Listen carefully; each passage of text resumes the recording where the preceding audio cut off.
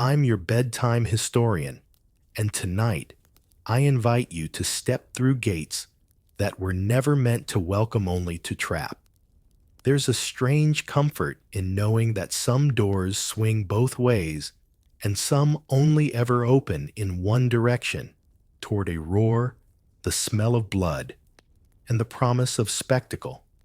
Imagine marble arches wide enough to swallow armies, yet tight enough to funnel men like livestock. Imagine the hiss of a crowd echoing off stone, the scratch of sandals on dusty ground, and the soft click as a gate locks behind trembling shoulders.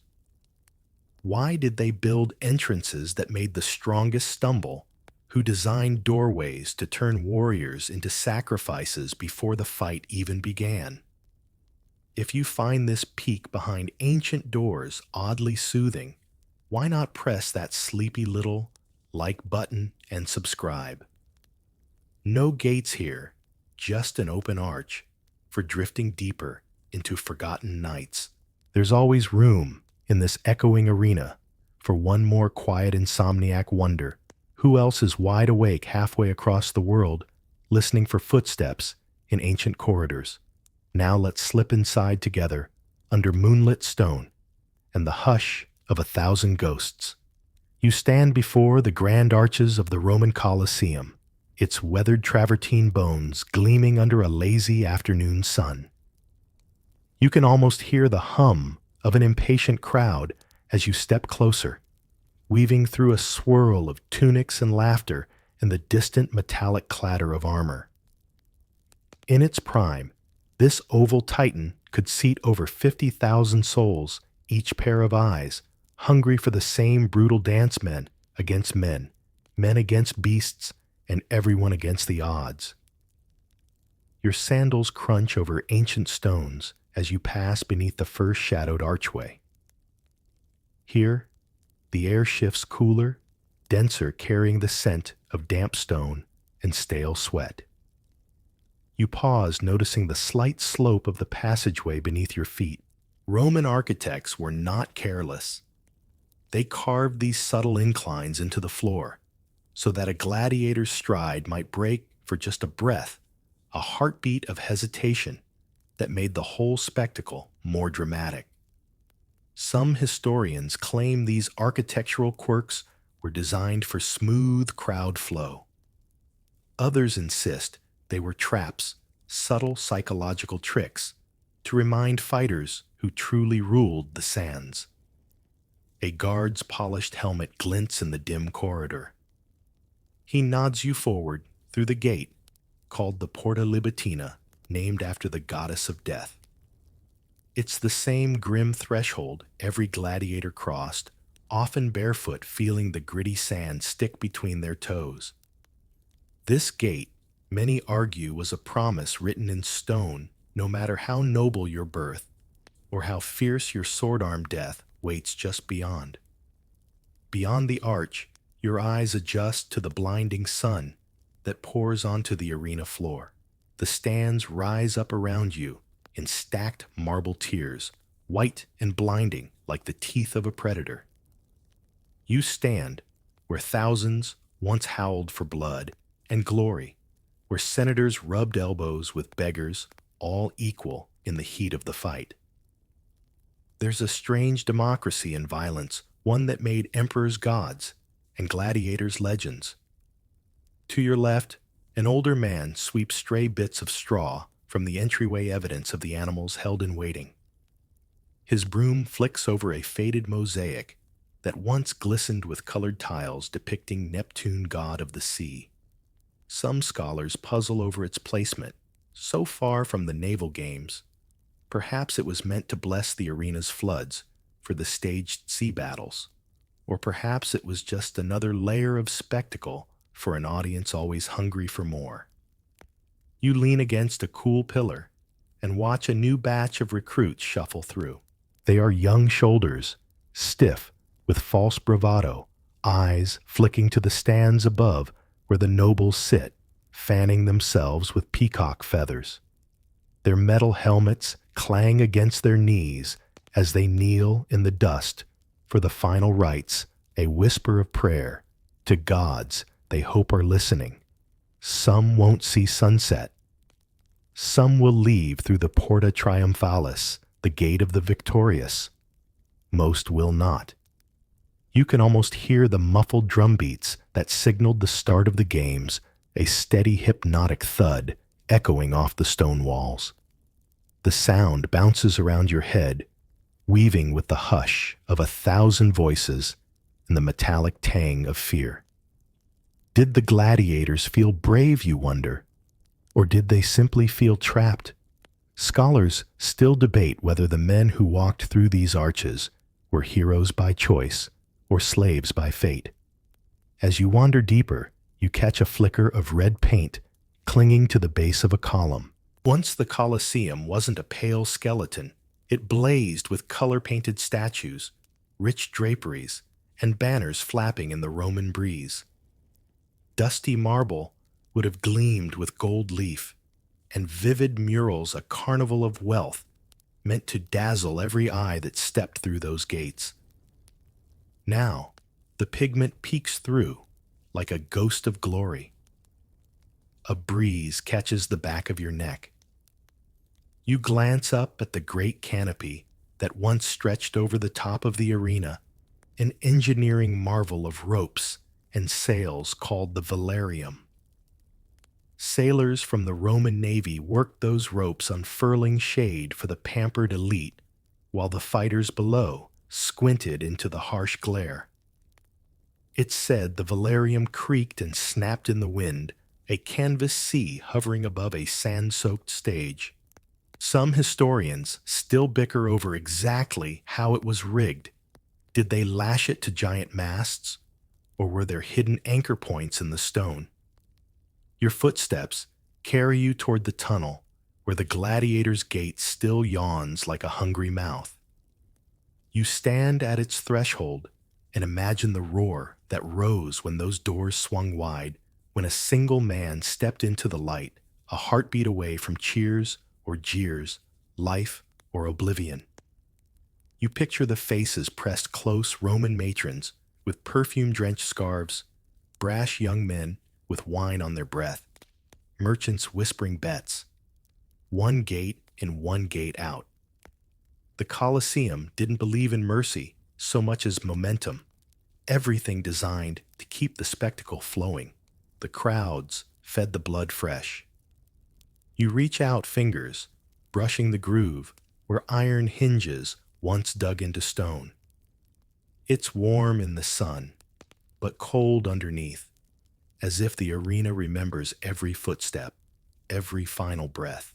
Somewhere beyond the walls, the city buzzes with chariots and street vendors hawking oily snacks. But here, it's just you and the ghost of a gate that never once opened for escape, only for the next performance. You step through feeling the weight of the crowd above and the sand below. Another heartbeat, another hush, another roar. And so the Colosseum's gates stand silent, but never empty, ready to remind you that history's greatest doors never close. They just wait. It's easy to imagine the sand as just sand warm under your feet, soft enough to catch a fall. But beneath your soles, an entire secret waits, gritty and red-streaked hiding stories the stones above would rather you forget. Look closer. The arena floor was no simple playground of dirt. You kneel, brushing your hand across grains fine as powder. What you don't see is what lies just beneath a carefully layered trap, designed to soak up a river of blood and leave the spectators none the wiser. The Colosseum's architects, ever practical, stole ideas from the great Roman bathhouses, drainage tunnels, hidden channels, and a sloped subfloor that funneled gore away before the patricians in silk togas had to wrinkle their noses. Somewhere nearby, a laborer in a tunic pours water from a battered jug into a shallow gutter. He scrubs at a crimson stain that never seems to fade. The sand was replaced constantly, cartloads of it hauled in by slaves from riverbeds and beaches dumped and spread to cover the telltale dark marks that mark the arena's true appetite. A whisper drifts through the corridors. Some said the sand was salted to keep down the smell. Others claimed it was mixed with crushed seashells to brighten its hue. Historians still argue how much of this is fact and how much is convenient myth. Did the Colosseum's underbelly truly stay so clean? Or did the elite simply choose not to look too closely? Above you, the stands hum with chatter. Roman matrons gossip behind their fans, picking apart a gladiator's chances like hens pecking at grain. Young boys balance on their father's knees, wide-eyed and sticky-fingered from figs. The wealthy sprawl under the shade of the velarium, passing wineskins and biting into spiced sausages, oblivious to the crimson trickle vanishing through cracks in the stone. At the edge of the arena, a handful of workmen crouch near a square wooden hatch, one of many trapdoors dotting the floor like hidden mouths. When opened, they swallow down carcasses, weapons, any trace of chaos that might disrupt the next show. Down there in the gloom, the drains run like quiet veins beneath the sand, carrying away the remains of men who might have lived forever in stories, but not in flesh. You stand brushing sand from your palms. A faint metallic tang lingers on your fingertips, a ghost of iron that never quite washes clean. Somewhere nearby, a faint drip echoes water or blood or both. Picture the engineers huddled around blueprints scratched onto parchment, arguing over gradients and runoff points. One wants a steeper slope for faster drainage. Another insists the angle must be subtle to keep the sand from shifting underfoot. Surviving records conflict. Some say the drains were genius feats, borrowed whole from bathhouse innovations. Others suggest they were leaky disasters clogged with bone and debris after every grand spectacle. Overhead, a gull cries, circling the open sky above the arena. Even now, centuries later, visitors stand where you stand, peering down at this once spotless stage. They snap pictures, read placards, and rarely guess how much of this marvel was built not just to dazzle but to hide. Every stone, a stage, every grain of sand, a mask. You wander along the edge, stepping lightly to avoid the workers' scowls. One man pauses to tip a bucket of fresh sand over a patch dark with old secrets. His bare feet leave damp prints behind. He doesn't look up, just hums a tune lost to history, a small rebellion against the roar that once swallowed men whole. Here in the hush between echoes, you realize the Colosseum was more than a monument to spectacle. It was an illusionist's masterpiece. The crowd saw glory. The floor swallowed gore. The marble gleamed while the drains whispered. And beneath your feet, the sand still remembers. A low rumble under your feet makes you pause, a sound like distant thunder, except it comes not from the sky, but from the earth itself. Down here beneath the Colosseum's shimmering sands, a hidden world creaks, clatters and growls, ready to spring its surprises on the roaring crowds above. Step closer to the edge of the arena and peer down through a hatch left ajar. Below, you yawns a maze of tunnels, cages, and pulleys, an underground labyrinth known as the hypogeum. You'd expect the Romans to keep it simple, just a few cages for lions and maybe a trapdoor or two. But the Romans rarely did anything simply. They engineered an entire underworld of secrets to make sure that when a beast or gladiator burst into the arena, it did so with perfect spine-tingling drama. Your eyes follow a flicker of torchlight as a handler nudges a restless leopard down a narrow corridor. You imagine the hush that must have fallen over the crowd when these creatures appeared as if from nowhere. One moment, empty sand. The next, a lion lunging at a hapless fighter. The animals were kept hungry, not just for savagery, but for spectacle. Some days, they arrived so restless they clawed the walls, their growls echoing off damp stone. One quirky detail sticks with you. The lifts that raised these beasts were mostly wooden platforms on winches squeaking like giant rats in the darkness. Some said the squeal spoiled the surprise, warning the audience what was about to appear. Others swear that the groaning wood only heightened the tension.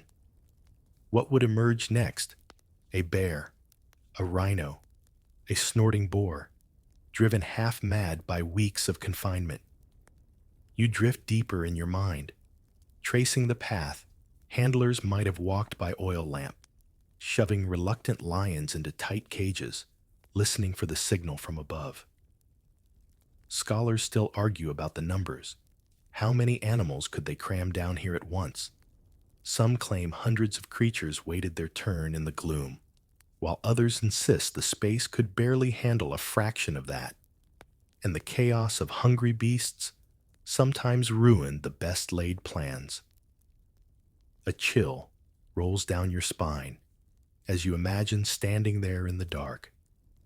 The smell alone must have been unforgettable hay mixed with sweat, wild musk, and the iron tang of blood dripping through the cracks above. The handlers' low-born men, or slaves, slept beside the cages waking to the snarls of beasts pacing in circles.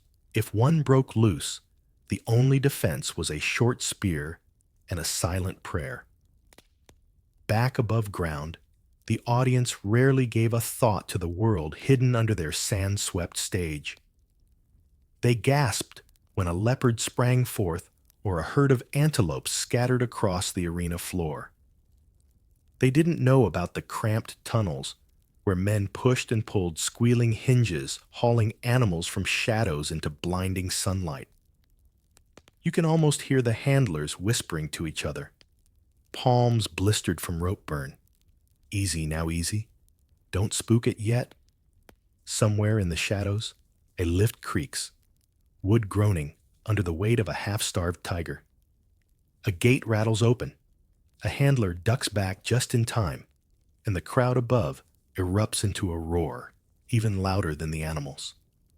Historians still pick over these underground blueprints like treasure maps. Some believe the labyrinth was reconfigured countless times to outdo previous shows, each emperor wanting bigger surprises, stranger beasts, more elaborate illusions. The surviving diagrams don't always agree. In one plan, the lifts run straight to the emperor's box. In another, they snake beneath the entire arena in a spidery mess of dead ends. You stand now on the arena floor, imagining the trapdoors beneath your toes, the hush of crowds who never saw the handlers sweat or smelled the beasts waiting in the dark. The Colosseum's true spectacle wasn't just the fight, it was the surprise. A flick of a lever, a squeal of pulleys, a lion leaping from the bowels of the earth. Step softly. You never know what might rise up next. A hush settles as you glance across the arena, eyes drawn to a patch of wooden boards that don't quite match the sand. You blink, and suddenly you see it, an entire stage within the stage waiting to spin tilt and vanish at a moment's whim. The Colosseum was many things: a battlefield, a theater, and above all, a masterclass in engineering that could turn savage violence into a choreographed masterpiece. Take a few steps closer. Imagine the engineers' men in dusty tunics, charcoal under their fingernails, muttering over sketches spread on marble steps. They weren't satisfied with plain flat sand and fighters lunging in predictable circles. No, they wanted drama that unfolded like a living puzzle box. They dreamed up hidden lifts, revolving stages, and collapsible props that transformed the arena from gladiator pit to mock forest or miniature desert in the span of a single afternoon. Lean down and run your palm over the groove in the floor, one of many tracks that guided massive wooden panels. These could spin to reveal sudden obstacles or drop to swallow up fallen fighters before the next act began. Surviving fragments suggest entire sections rotated, pivoting to disguise traps or spring ambushes mid-fight. Some Roman records brag of props so elaborate they'd shame any modern film set. Painted backdrops, fake trees with iron roots, even artificial caves where beasts could lurk unseen. Picture it, a battered gladiator breath, ragged circling his opponent. The crowd roars. Suddenly the floor beneath them shifts. One panel sinks, while another rises, revealing a new hazard, or hiding a fallen comrade's body before the next wave of carnage begins. The spectacle never paused. The sand was alive. One curious detail: the stagehands weren't slaves, but trained specialists, Rome's finest backstage crew. They crawled through tunnels beneath the stage, cranking winches, oiling gears, and timing their cues to the heartbeat of the games above. A missed signal could ruin an entire show. Some whispered that these men invented their own secret hand signals and code words, muttered prayers to Vulcan to keep the wood from splintering under the weight of so much expectation. Stand here long enough, and you'll hear the phantom creak of those shifting planks, a shudder of chains, a groan of iron hinges refusing to yield after centuries of silence. Scholars still can't agree how quickly these transformations happened. Did entire forests appear between bouts? Were they built overnight by lamplight and slave labor? Or did the engineers boast more than they delivered, spinning tales to match the spinning stage? Over by the Emperor's box, you notice a half-buried stone that once anchored a massive beam. Some believe this was part of a counterweight system, balanced with lead weights and ropes that snaked under the stands. The same sailors who worked the velarium above often moonlighted down here, muscle and know-how, in service of an emperor's next grand illusion. If you close your eyes, you can almost hear them grumbling. Not enough rope. Not enough men. Not enough time. Yet somehow, when the drum roll came, the stage turned, the trap sprang, and the crowd gasped right on cue. And always, above the sweat and clatter, the audience never saw the chaos below. To them, the arena was seamless, a place where heroes rose and fell, beasts leapt from shadows, forests grew overnight, and rivers might even flood the sands when the engineers felt particularly ambitious. You stand now where the stage once spun, feeling the ghosts of hidden gears whirring underfoot. The floor is still. The seats are empty. But if you listen carefully, you'll hear the echo of a turning wheel, a reminder that in Rome, even death was staged, and the stage itself was alive. There's a rumble in your stomach now, maybe from imagining the roar of beasts and the grind of hidden wheels, or maybe just from the lingering scent of roasted nuts and honey cakes drifting through the stands. For all the blood on the sands, the Colosseum was just as much a carnival of curious cravings, a Roman picnic with a dash of danger sprinkled on top. Wander up the stone steps into the stands, slip between rows of marble benches, past families perched on cushions brought from home, and catch a glimpse of the vendors weaving through the crowd. Fig cakes wrapped in linen olives, cured in brine and thyme, and always the smell of fried fish wafting from clay bowls. One rumor that tickles the modern mind: some vendors sold cups of wine laced with herbs that promised either a sharper tongue or a softer landing into sleep.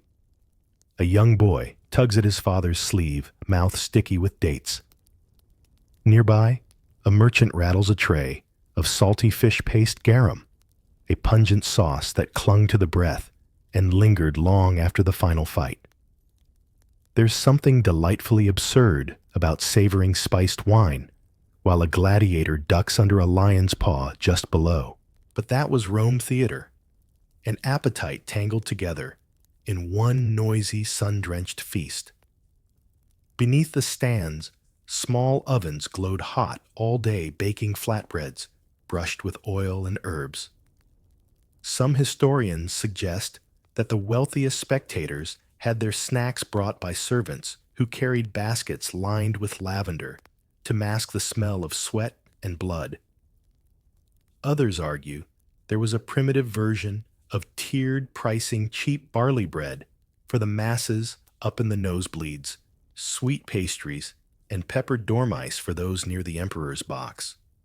Listen closely, and you might catch the clink of coins changing hands, the quiet bartering over the price of a wedge of cheese or a cup of watered wine.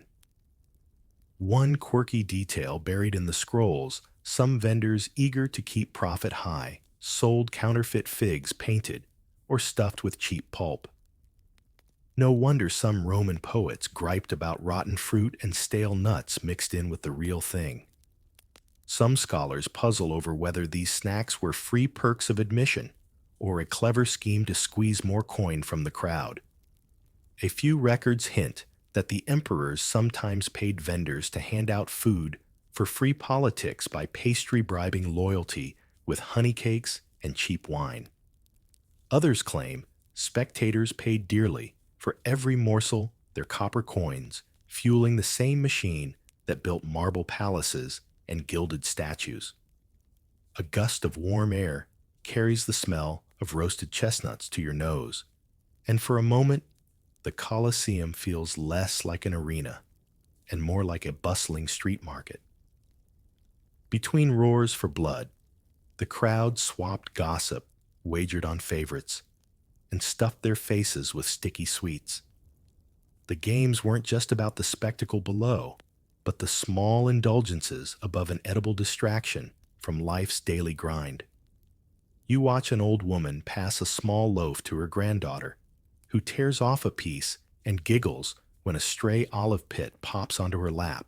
Nearby, a vendor hawks wine spiked with herbs, mint myrrh, sometimes even a splash of vinegar to cut the sweetness. A few bold souls might slip in a draught of something stronger, a nod to Bacchus in the middle of mortal combat. Somewhere high up in the cheap seats, a man dozes, head tilted back, lips stained purple from too much spiced wine. Down below the sands await the next roar, the next gush of crimson to be sopped up by the hidden drains. But here in the stands, the only thing that matters is another handful of figs, another sip of sour wine, another crumb caught in a lover's hair. You shift on the warm stone bench, imagining the taste of salt and honey on your tongue. The spectacle might have been brutal, but the snacks, strange, savory, suspiciously free, or cunningly taxed, were the sweet reminder that even in Rome's grandest slaughterhouse, everyone needed something to chew on between gasps. You rise from your warm seat, crumbs brushed from your tunic eyes, drifting up to the imperial box that looms above the common crowd like a marble crown. Here velvet cushions once muffled imperial sighs, and the sharp flick of an emperor's thumb could hush or unleash a storm of screams below. Step closer in your mind, past the guards in polished breastplates, past the rustle of silk robes and the clink of golden goblets. Here sat Rome's most powerful men emperors, who turned bloodshed into political theater. One flick of the wrist, life or death. One crooked smile, mercy or massacre. Or so the stories claim. One fact remains clear. These rulers didn't just watch the games, they performed them. Emperors like Commodus fancied themselves demigods of the arena, sometimes donning armor and stepping onto the sand to show off their swordplay against shackled foes. Some claim Nero once stood up mid-games, not to cheer, but to recite his poetry, silencing the crowd with rhymes when they came for roars. Whether they clapped out of fear or boredom is anyone's guess. Lean your elbows on the carved balustrade, the stones still cool under your palms. Picture a young Caesar in purple robes, head crowned with a laurel wreath, chin perched on one fist, as he debates, should this fighter live? Should that beast be spared? Roman historians love to boast about these dramatic verdicts, the emperor's thumb moving, slow as molasses, the entire Colosseum, frozen to catch its final tilt. Yet scratch the marble, and you'll find uncertainty. Some scholars insist these gestures were more symbolic than decisive. Perhaps the crowd's chant decided more than any royal thumb ever did. Below, a gladiator lifts his helmet for air, squinting up at the imperial box eyes flicking from velvet drapes to the polished sandals of senators lounging beside the emperor. He wonders, is today the day mercy drops like a coin from the gods? Maybe, maybe not. A quirky rumor lingers in ancient gossip, scrolls one emperor, some whisper. It was Caligula loved a good joke more than a clean fight. When a match dragged on too long, he'd pause the show to announce a play poetry or musical recital. Imagine the look on the blood-hungry crowd's faces when instead of steel and screams, they got a whiny flute solo or verses about moonlight and lilies. Not all emperors were equal in the eyes of the masses. Some played the benevolent father of Rome, doling out pardons with theatrical flourish to prove their mercy. Others tightened their fists, thumbs turned down like iron nails, their cruelty another spectacle to remind everyone who owned life and death. Historians still debate if a single thumb ever really decided a man's fate, or if more often the crowd's howls drowned out imperial whims. You glance sideways and catch a hint of perfume, someone important fanning themselves with a peacock feather. Wine trickles down a silver goblet. A hush falls. All eyes lift to that tiny stage within the stands where power drapes itself in soft fabrics and waits to be adored or feared. Below, the next pair of fighters circle each other, dust swirling at their feet. They don't dare look up too long. A moment's distraction is a sword's invitation. Still, every man who stepped onto these sands hoped for that upward glance, hoped that just maybe velvet cushions and perfumed air might soften a heart hardened by endless spectacles. You lean back into the warm marble. Above you, the emperors of old are long gone, but their box still waits empty yet alive, with whispers of doomed mercy and gaudy poetry recitals. If you listen hard enough, you might hear the faint hiss of a senator's sigh, or the quiet bored applause for an emperor's tragic poem, verses as forgettable as the fighters who bled to buy them another line. Step higher now, away from velvet cushions and silver goblets, up the steep marble steps, where the city's humbler souls gathered, and where perched above them, all the women of Rome claimed their peculiar piece of the spectacle.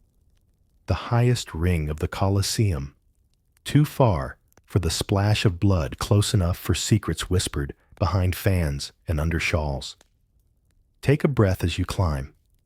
The air here grows thin, the stone seats narrower, the chatter sharper.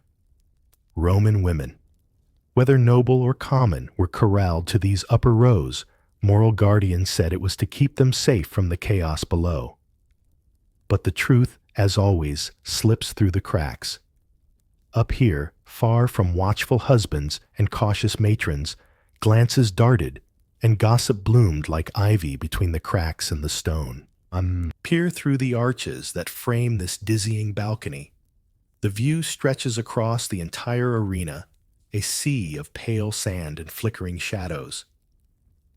Down below, the gladiators appear like painted figurines, their roars and grunts drifting up as muffled echoes. But here the real drama had its own twist-stolen glances behind embroidered veils. The slip of a note passed from noblewoman to young soldier. The hidden trysts, that flickered alive when eyes turned to the sands. One curious rumor murmured through dusty scrolls. Some wealthy Roman women bribed guards for a closer seat, eager to see the fighters sweat up close or catch the flicker of fear in a beast's rolling eye. Researchers still debate how common these secret exchanges were.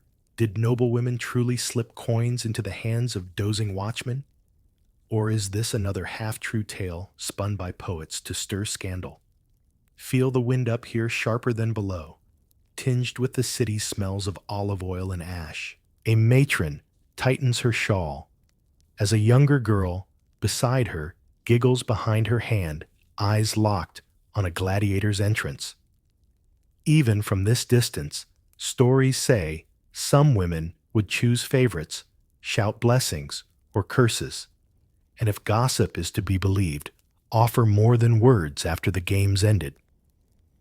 One quirky detail lurks in Roman satire. Poets snickered that high-born ladies sometimes carved secret messages into the soft mortar between stones, marking seats with hidden initials or bold promises.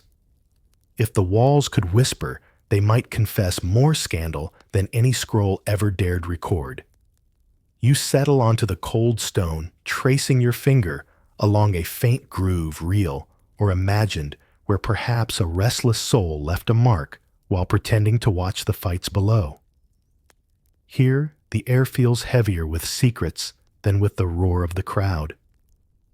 The sand might have soaked up blood, but these stones absorbed quiet confessions and forbidden rendezvous. High above the velarium flaps in a gentle breeze, shading noble cheeks from the harsh Roman sun. The scent of perfume drifts past, a heady mix of myrrh and rosewater that does little to mask the tang of sweat and dust. Somewhere, a vendor calls out, hawking sweet cakes to the daring few who climb this high for a taste of scandal and spectacle. When you lean back, your shoulders brush against rough stone, warmed by centuries of sun. You wonder how many eyes once drifted away from the kill below to meet another's gaze here in this hidden ring of soft sighs and sharper risks. And down below, the games grind on steel, on sand, roar on roar, a stage of power and blood. But up here in the women's balcony, the real game unfolds quietly, a glance, a grin, a hush that says some secrets slip through even the tightest Roman laws. Slip back down the steps, now past the gossiping balconies and velvet boxes, into the bustling veins that pulse just outside the Colosseum's arches. Here, where the roars fade into a hum of chatter and clinking coins, you'll find the true heartbeat of any Roman spectacle. The hawkers, the hagglers, and the hopeful merchants who turned blood and sand into trinkets and treasure. You pause beside a stall, draped in faded cloth, its surface crowded with tiny clay figurines, miniature gladiators, each frozen mid-swing, their helmets painted in cheap ochre and charcoal black. A boy barely tall enough to see over the table eyes the figures with greedy delight. For a few coppers, he'll take home a tiny champion to guard his bed or terrorize his younger sister. Listen closer, and you'll catch a rumor that drifts through the stalls like perfume. Some fans, desperate for a closer bond with their favorite fighters, collected bits and pieces, locks of hair, scraps of cloth, even drops of sweat dabbed onto tiny scraps of linen. Quirky? Absolutely. But in a world without signed posters or glossy magazines, a single hair from a victorious gladiator was worth more than any clay trinket. You drift past another vendor, waving painted wooden medallions, each stamped with crude likenesses of famous champions. Some coins carry nicknames: the Thracian bull, the African spear, Mercury's blade. They hang on frayed cords, clinking together like wind chimes in the hot breeze. A father haggles over two medallions, muttering that his sons won't settle for any fighter less than the fiercest in the sands.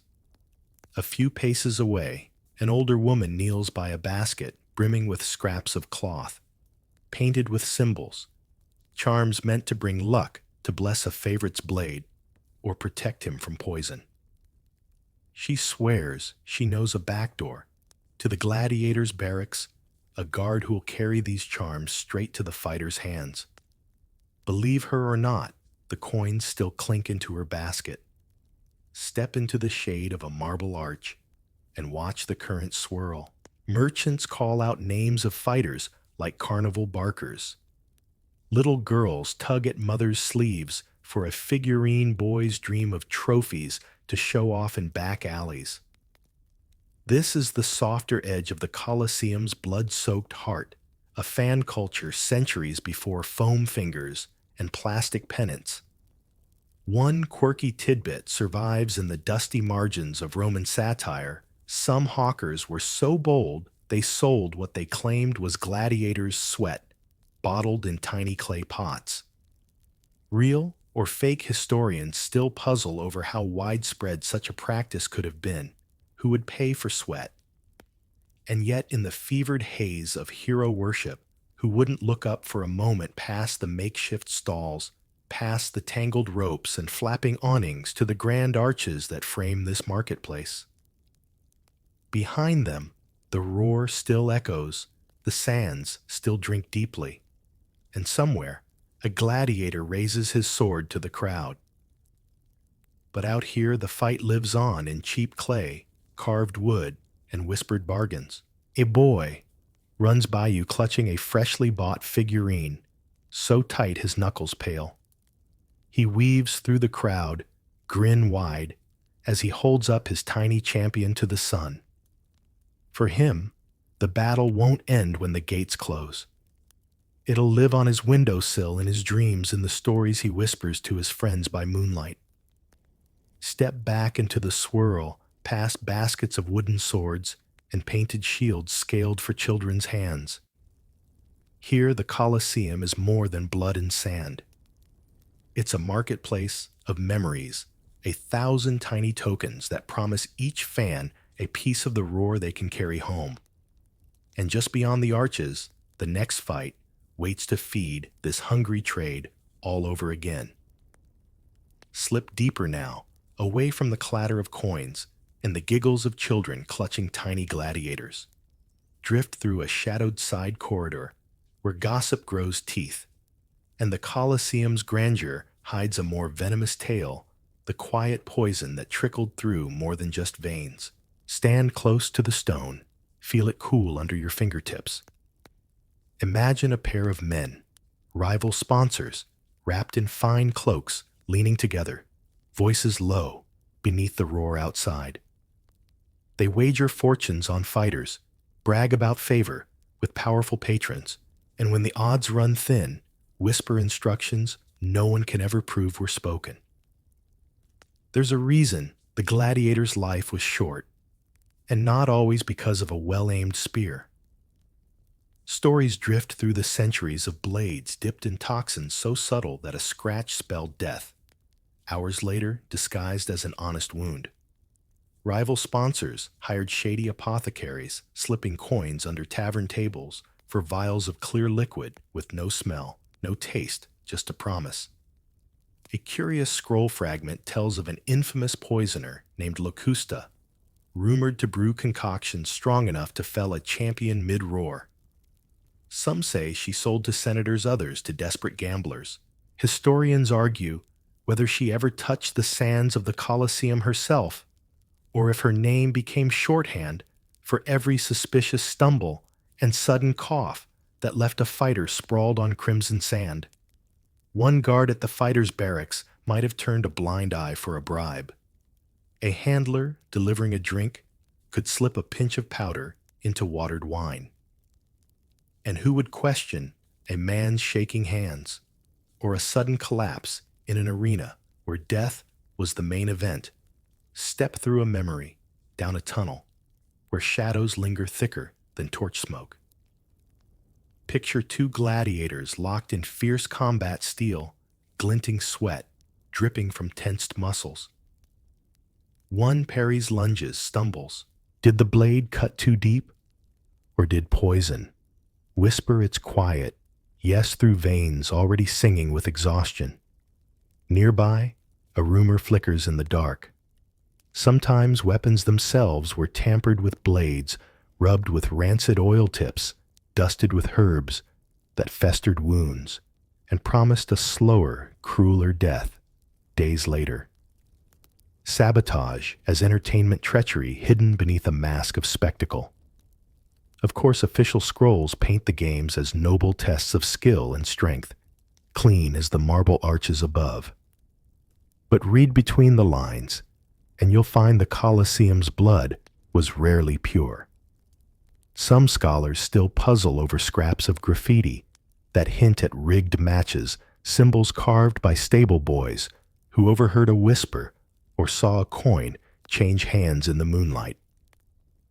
A flicker of torchlight ahead catches your eye. You imagine a figure slipping down a side corridor clutching a small pouch tied tight at the neck, poison herbs to soothe a champion's nerves, or maybe just a lie waiting to stain another man's honor. The sands don't care. They drink every secret the same way they drink blood. Out in the sun-drenched arena, the crowd never suspected. They roared for victory, wept for fallen favorites, bought tiny clay champions to tuck under pillows. They never saw the quiet crime under the roar, the conspiracies that stalked the tunnels like a second invisible beast. Breathe in the chill. Trace your finger along the rough wall, where some swear a fighter once scratched his final words, not the blade but the cup. No one can prove he did. But the story clings to these stones like moss in the shade, half true, half myth, entirely Roman. Step back into the light. The roar swells again. Another match begins. Another wager whispers across a tavern table. Another drop slips into watered wine. The games go on the sands, remember, and the poisoners smile in the shadows. Follow the roar back into daylight now, where the Colosseum's appetite shifts from poisoned cups and rigged blades to something wilder teeth and claws fur, and feather the untamed edge of Rome's boundless imagination. It wasn't enough for crowds to see men clash in iron and leather. They craved beasts, creatures pulled from distant corners of the empire to bleed and bellow beneath the Roman sun. Step to the edge of the arena and feel the sun blaze on your shoulders. Squint through the swirling dust, where a new spectacle stirs the venatio, the great animal hunts that turn the sands into a miniature savanna forest or desert, whatever suited the emperor's whim and the audience's appetite. Picture ostriches trotting in circles, their feathered plumes bobbing like absurd dancers beside prowling leopards and lumbering bears. The crowd squeals as a handler cracks his whip, coaxing a half-starved lion into view. Some days the show was savage, a lone hunter spear in hand, pitted against a snorting bull. Other days, it leaned toward the absurd record's hint at stilted parades of animals led around for comedic effect, ostriches strutting beside sleek leopards while the crowd laughed at the unlikely pair. One odd tale clings to the Colosseum's whispered history: crocodiles' jaws roped shut, dragged into the sandpits to amuse a bored elite. Some scrolls claim they actually fought. Others scoff, arguing no Roman engineer ever figured out how to keep the scaly beasts from sulking motionless in the sun. Historians still pick at the story's bones. Did the Colosseum truly host Nile monsters?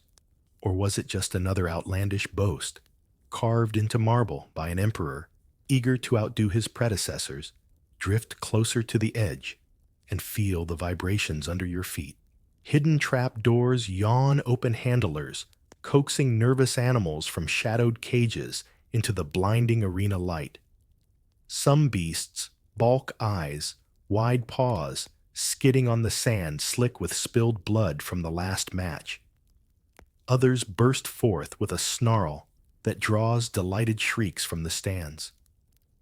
Gladiators trained for this too, men who learned not just how to fight men, but how to dodge claws and tusks, how to stay alive when fur and fury charged from the gloom.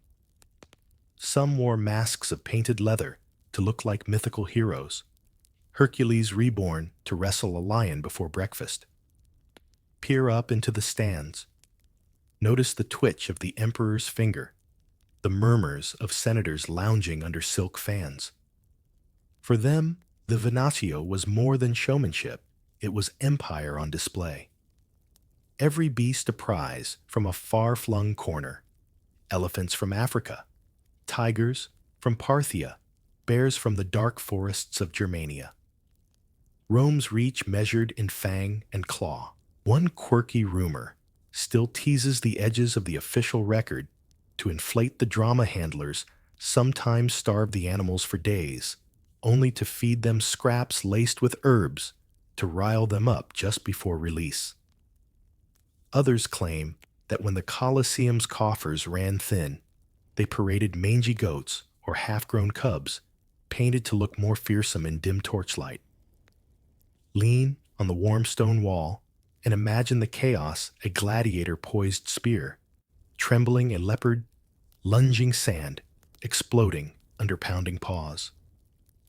A child clutches his mother's sleeve as feathers drift from a terrified ostrich that should never have shared a stage with snarling cats. The boundaries between savage hunt and slapstick show blurred into something only Rome could craft, bloodshed gilded with absurdity. Below the stands, the drains wait to swallow the aftermath, clawed bodies, shattered spears, the hush of breath sucked from a crowd that always wanted more. The Colosseum holds its secrets tight, but the roar's echo still hunts, that turned sand into wilderness beasts, that crossed seas only to vanish in a single brutal afternoon. A fleeting kingdom of fur and fang, gone as quickly as the roar that summoned it. Slip away from the roar and the growl for a moment. Walk up the worn steps that twist through the bones of the Colosseum into the places where the crowd's power loomed larger than any beast's roar. Here, amid spilled wine and scattered fig seeds, Rome's greatest secret wasn't the gladiator's blade or the lion's claw. It was the sly art of keeping 50,000 Romans calm when they'd had too much wine, too much heat, and not enough mercy. Settle on a cold stone ledge just out of sight of the grand arena. Listen. Beneath the thunder of cheers and gasps, there's always a current of tension, like a taut rope ready to snap. A single spark, an unfair fight, a botched execution, a favorite champion betrayed, and the crowd could flip from roaring fans to raging mobs in heartbeats. The Romans knew this.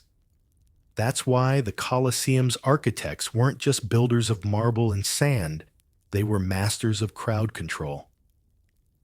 The guards clad in bronze helmets and short swords were more than muscle at the gates. They were trained to read a riot before the first stone flew. One quirky fact, Roman guards had secret signals to keep the mob in line. A lifted spear here, a subtle wave there. A lookout perched above the vomitoria, those tunnel-like exits could shout a coded phrase to scatter troublemakers, or summon extra men from hidden alcoves. Some historians believe hand signals alone calmed entire rows of drunks before they could toss a goblet at an unpopular fighter. But sometimes, signals weren't enough. And so came the bribes. Coins flung like crumbs to pigeons.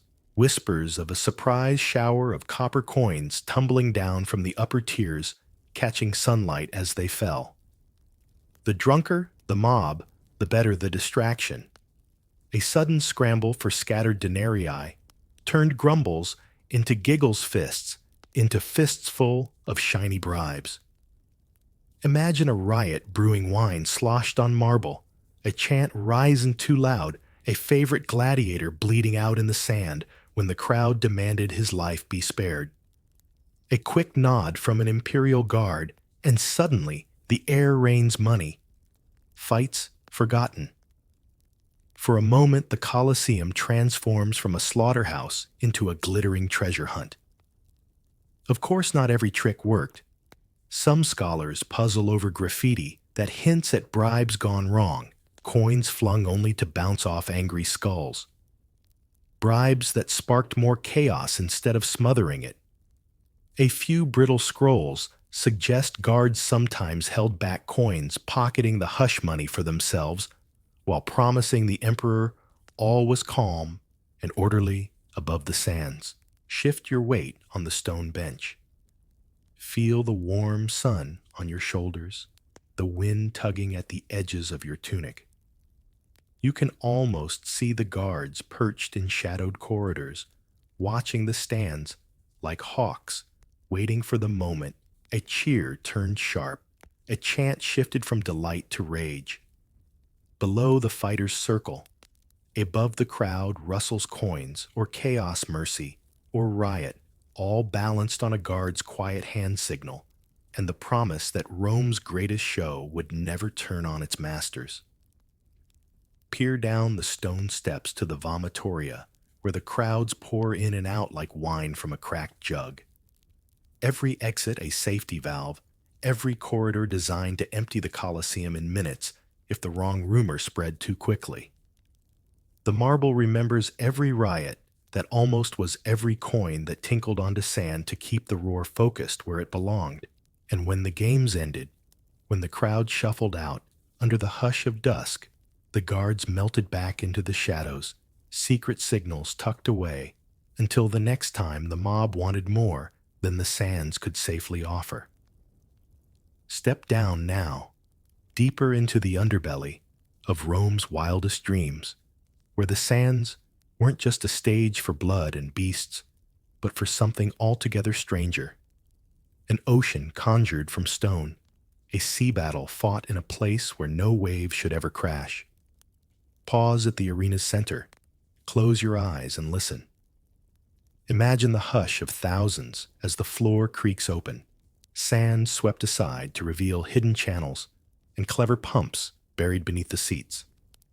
Engineers bark orders, slaves haul buckets, and crank levers. Within hours, this battlefield of grit and gore transforms into a shallow, glittering lake. Or so the stories say.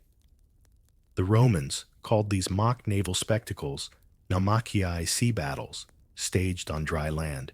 They didn't just want sword and spear. They wanted the roar of waves, the slap of oars, the thrill of ship against ship in an amphitheater built for none of it. And so they flooded the Colosseum, turned dry sand to shimmering stage, and dropped tiny warships into an arena the size of an island. One fact that dazzles even the most skeptical mind: the pumps. Scholars puzzle over how exactly these ancient waterworks did the job. Some scrolls hint at huge cisterns hidden beneath the Colosseum, fed by aqueducts that siphoned water through iron pipes. Others argue that the water supply came from nearby reservoirs, funneled in with enough force to drown the arena floor in hours. You can almost hear the creak of wooden hulls, the shouts of rowers hunched at their benches, the splash of paddles cutting through water that didn't belong here. Painted backdrops of distant shores and enemy fleets rose behind the stands. Sails flapped in the Roman breeze, and at the center of it all, men reenacted the empire's great sea battles. Sometimes prisoners, sometimes volunteers, all doomed to sink or swim under the emperor's approving gaze. One quirky rumor drifts through the centuries. Some spectators came not for the fight, but for the spectacle of leaks. Imagine the surprise when the makeshift sea sprang holes mid-battle water, draining away faster than the sailors could row. Some historians believe these sudden vanishings of the sea forced engineers to scramble patching cracks in the stone, while actors floundered in knee-deep puddles. Surviving accounts disagree. Did the arena drain clean overnight for the next day's games? Or did it turn into a muddy swamp, a sloshing mess, waiting for a new layer of sandstep, closer to the ghost of that watery stage? Trace your fingers along the faint grooves cut into the arena's foundations channels that once guided the flow valves that opened and shut with squeaks of iron. Engineers, many borrowed from Rome's navy, swarmed these lower levels, tying ropes and hauling levers, keeping the sea from escaping too soon. Look up to the emperor's box, draped in silk and shadows. He watches his tiny ships clash. Tiny men fall overboard, spears clatter on painted decks. For the people, it's a lesson in power. Rome's reach stretched across real seas and imaginary ones alike. If they could drain an ocean into a stone bowl, what couldn't they do? When the ship splintered and the final oar drifted ashore, the water vanished just as quickly. Workers labored through the night, sweeping away the muck-patching leaks, leveling the floor for the next day's blood. One day, a lake. The next, a desert of sand waiting to drink more stories. Stand here now, feet on dry stone that once pretended to be an ocean. The crowds are gone. The water drained centuries ago. But if you press your ear close enough, maybe you'll catch the ghost splash of a paddle, the crack of wood against wood, the distant cheer of a people never quite satisfied with what nature gave them, always demanding more, even if it meant building a sea where none should ever flow. Step away from phantom ships and puddles that once rippled under Roman boots, and follow the narrow alleys that snake behind the grand arches. Here, far from velvet boxes and imperial thumb signals, you'll find a different record of the Colosseum's wild heart, etched not in marble inscriptions or dusty scrolls, but scratched into stone walls by restless hands that couldn't keep quiet. Run your palm along the rough surface where time has chewed at once smooth plaster. Peer close and see them crude lines of gladiator helmets, crooked swords, cartoon beasts mid-lunge. Graffiti left behind, like breadcrumbs, of laughter and defiance by Rome's rowdy fans. Step closer to a slab that shelters a crude figure, legs stick, thin shield, oversized helmet bigger still. The name below it is half-gone letters lost to centuries of weather and careless chisels. Was he someone's favorite, a fighter, whose sweat-soaked name echoed through the tunnels long before he became this ghost, with a lopsided smile? One curious doodle catches your eye, a tiny emperor's bust with donkey ears perched atop a noble brow. Some prankster, armed with a nail or sharp shard of tile, left this soft insult for any who cared to look. Scholars still puzzle over its target, an unpopular Caesar, a sting at the whole imperial circus, or just a bored vendor's inside joke while waiting for the next round of blood. Wander deeper. Here, half hidden by ivy and shadows, you spot lines of cryptic symbols, circles inside triangles, letters crossed and looped. Historians argue whether these were secret messages, codes for gamblers to mark odds, secret prayers scratched by doomed fighters, or simple nonsense doodles to kill time in endless queues for figs and salty fish paste. Beneath your fingers, the grooves feel shallow, yet stubborn. Rain, wind, careless boots, they've scraped at these scrawls for centuries, but they linger like a quiet chorus. You almost hear a voice behind you, some long-gone fan, cursing a bad bet, praising a favorite's footwork, or swearing they glimpsed a bribe slip from a noble hand to a guard's purse. One quirky tale drifts through the dust, Some graffiti artists claimed their drawings brought luck. A quick scratch of a champion's name on a hidden corner, a crude sword, a circle for a shield, and maybe Mars or Fortuna would smile down from the marble seats and grant that man a clean kill and a safe walk back through the gate of triumph. Yet for every boast or prayer, a wink of sarcasm balanced the scale. Rome loved its heroes, but never trusted them for long. And so, alongside praises, you'll find insults, crude words mocking a gladiator's mother, slurs against a senator's taste in wine, snide sketches of beast fights gone wrong. Stand back and take in the wall as a whole, layers upon layers of whispers.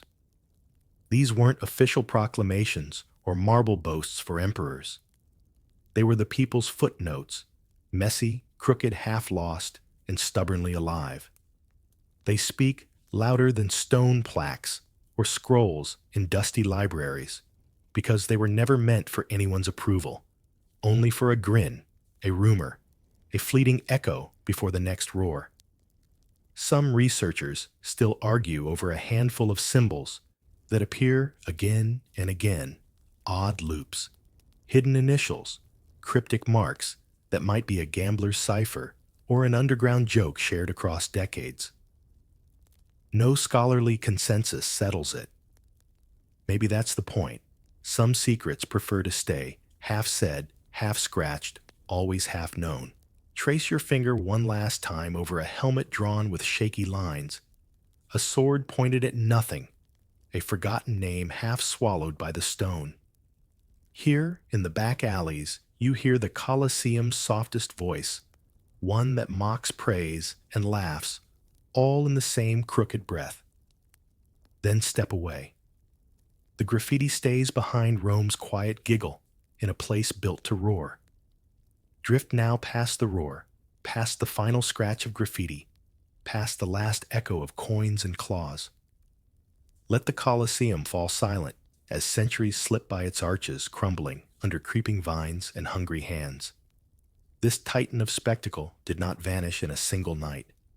No, it fell grain by grain, stone by stone, picked apart, like an abandoned banquet for kings who never came back. Step through a ghostly arch half-eaten by moss. Imagine the quiet centuries after Rome's roar faded. The empire's backbone buckled, its marble palaces cracked open by time and thieves alike. The Colosseum, once the jewel of Rome's appetite for blood and grandeur, became just another quarry, a treasure chest of pre-cut stones waiting for new masters.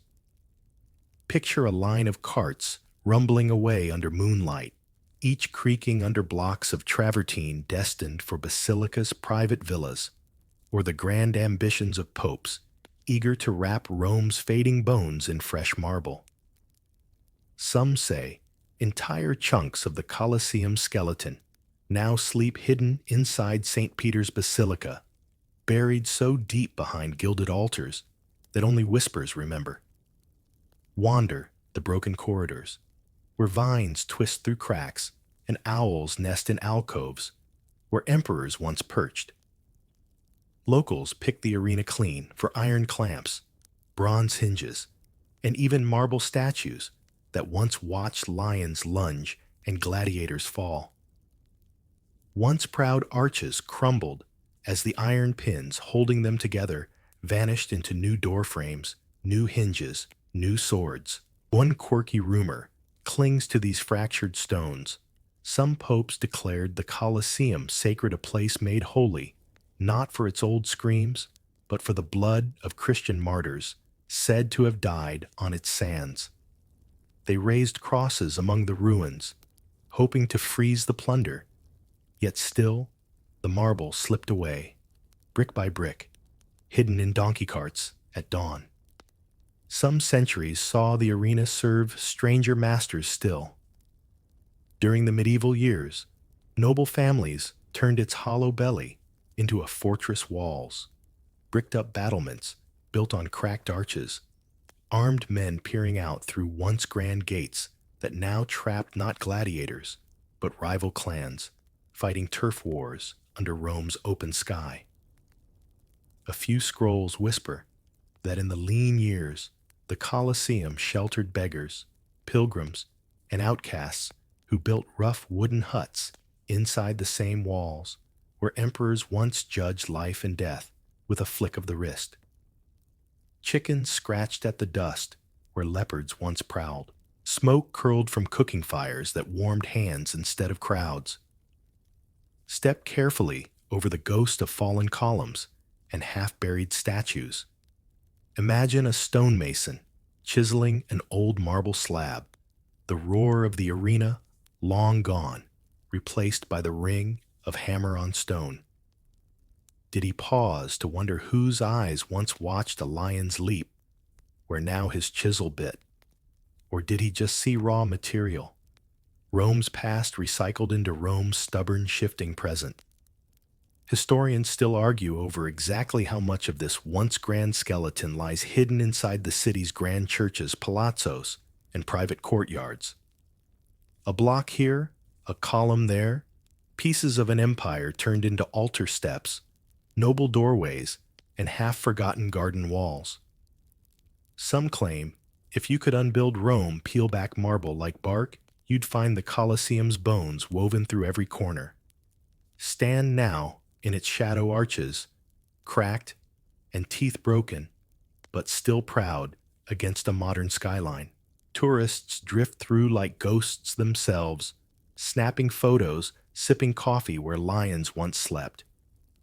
The stones beneath their feet are quieter now, but if you press your palm to them, they still hum with footsteps, pilgrims, thieves, popes, beggars, all carrying away tiny pieces of a myth too big to fit in just one ruin.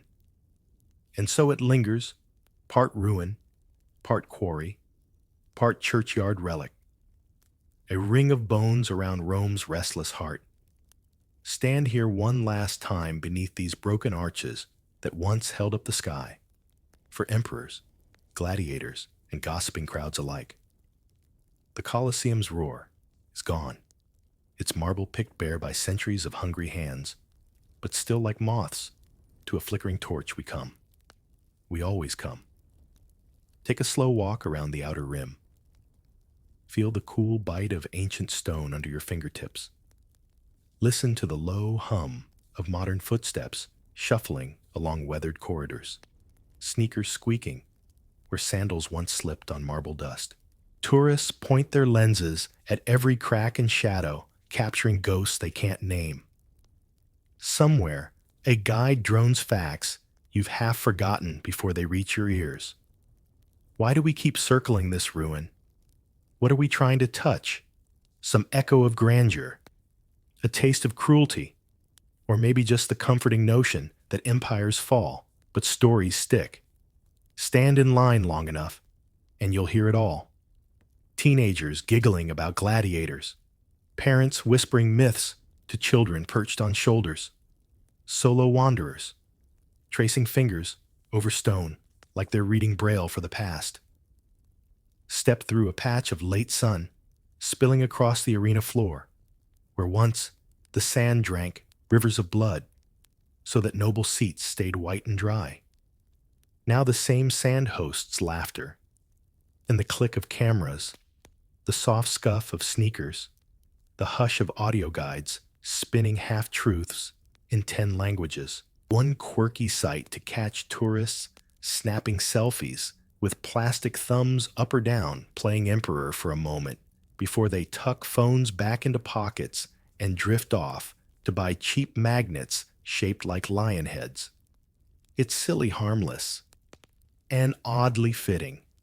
Even now, we stand where others once judged life and death with a lazy flick of the wrist, but our verdicts are empty.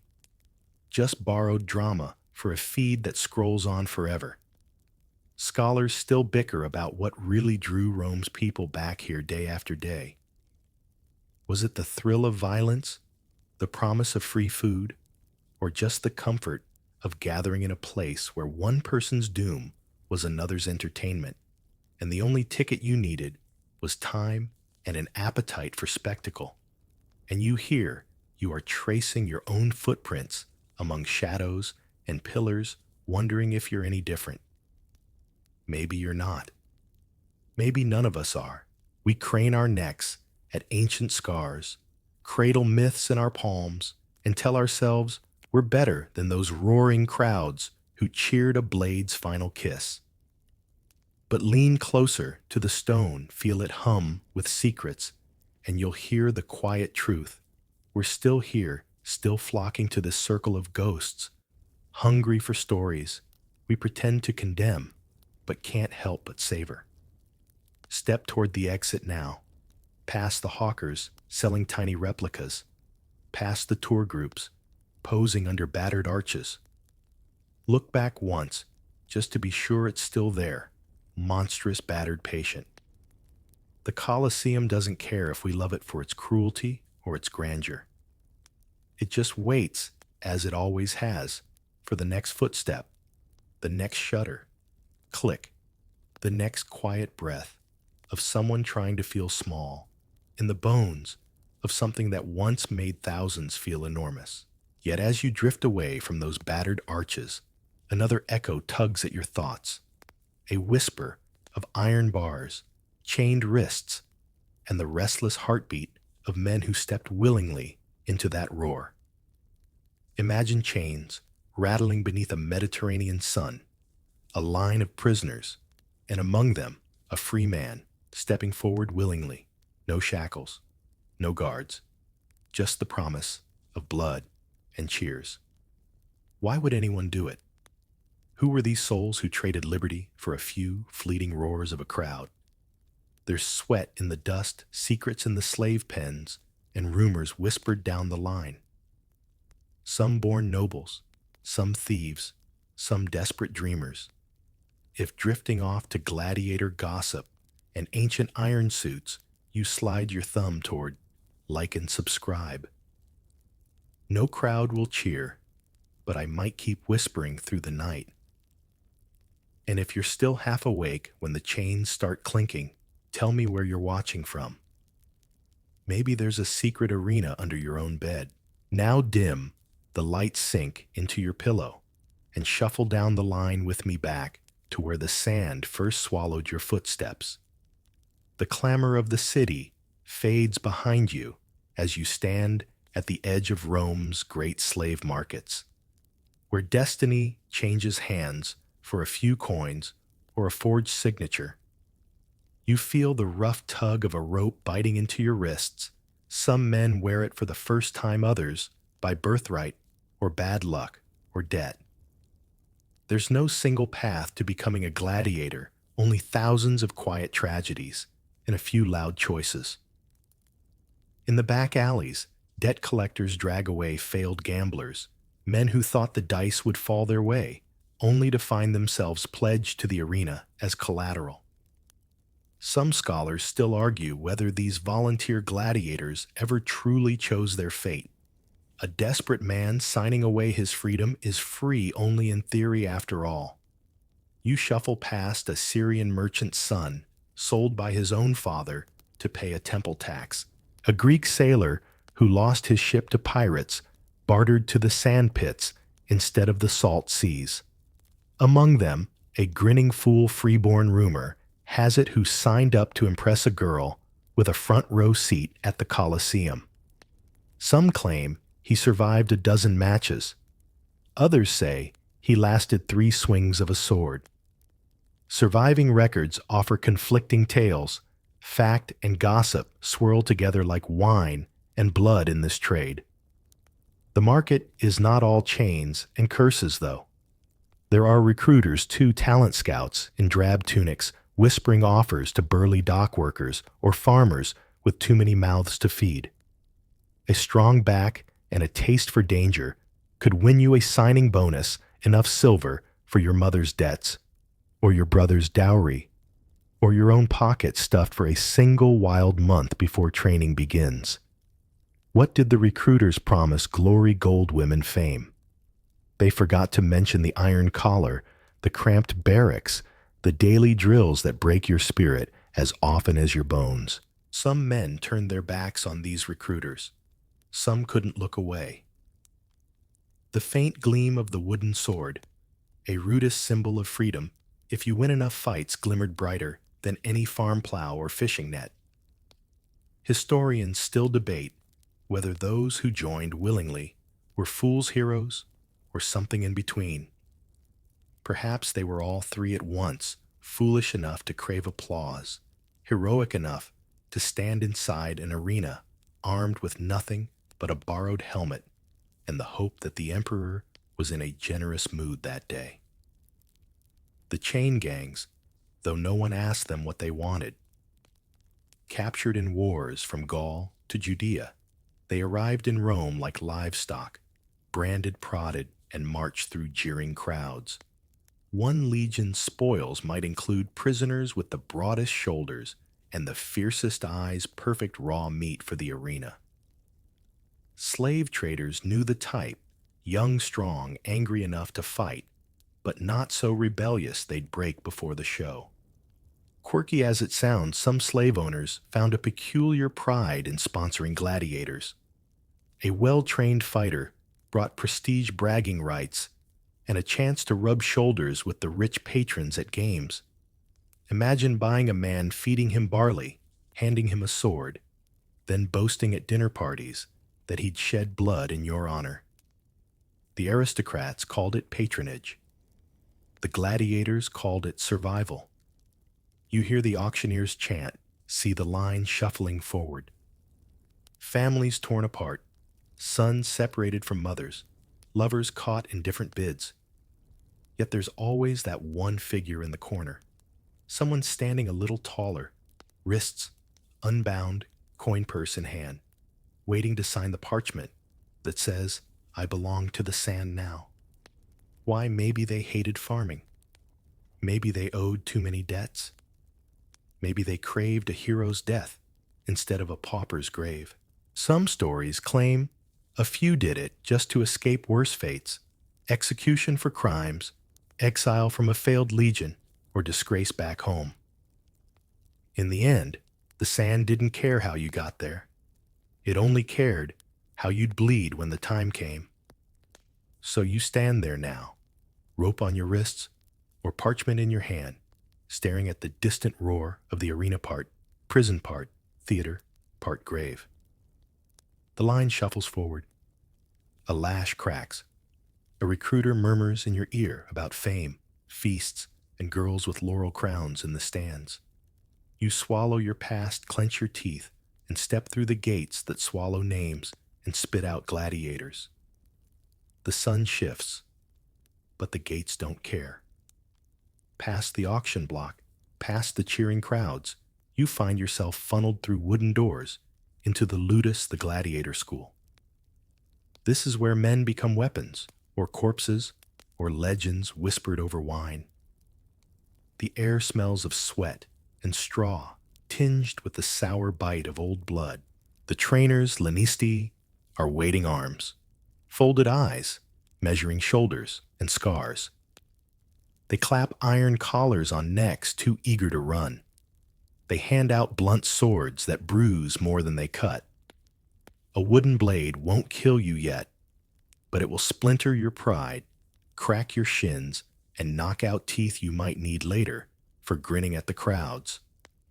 The ludus is half prison, half barracks, half stage rehearsal.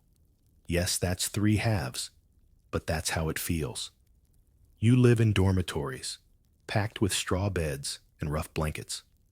Snores, curses, prayers, sometimes all three echo through the night. Every dawn, the doors slam open, and training begins footwork on dusty courtyards, thrusts and parries against straw men, shield drills, until your arms burn like fresh coals. Some days, you spar with partners men you might one day face in the arena for real. The irony doesn't escape you. The same man helping you block a blow now might be the one driving a trident through your ribs in front of a roaring mob. Historians argue how much real friendship grew inside the ludus. Some scrolls hint at fierce loyalty. Others whisper about betrayals worse than any blade. Each ludus was its own tiny kingdom, ruled by the lanista and his senior trainers, veterans who'd survived enough matches to earn freedom, but stayed to shape fresh meat into showmen. They taught you when to roar, when to fall, how to gesture to the emperor for mercy. There was art to it all, even if the blood was real. Quirky detail. Some trainers preferred using wooden swords soaked in oil, so they'd sting harder when they struck flesh. A splinter in your thigh today might save you from a blade through your heart tomorrow. At least that's what they said, as they barked commands and struck your back with a staff for sloppy footwork. The ludus was not just drills, and drills alone. Each trainee learned different styles, the net and trident dance of the retiarius, the heavy helmet and rectangular shield of the secutor, or the exotic curved blade of a Thracian thraex. Each style demanded its own posture, its own rhythm, its own theater for the crowd's delight. Food was plain barley porridge beans, cheap wine to numb the aches. Rumor has it some laniste added ash or vinegar to the diet, believing it toughened muscle and dulled pain. Some scholars remain puzzled by the exact recipes. Fragments of Roman cookbooks hint at odd supplements, but nothing conclusive. Sometimes the lanista would parade his trainees through local streets, living billboards for upcoming games. The neighborhood kids would taunt, the old women would spit for luck, the local merchants would size up bets. You march past all of them arms, bound in pairs, wooden swords, clutched like the keys to a future that might not come. At night, if you're lucky, you slip into dreams too exhausted to show you tomorrow's bruises. If you're unlucky, you dream of the crowd's roar and wonder whose name they'll chant when the gates open for real. And so the days grind on. Bruises fade, new ones bloom. You learn to fall without breaking your neck. You learn to stand again faster than before. You pray, whether to Roman gods or foreign ones smuggled in your pocket, that the next match is a training bout, not a final curtain. Some men break, some run.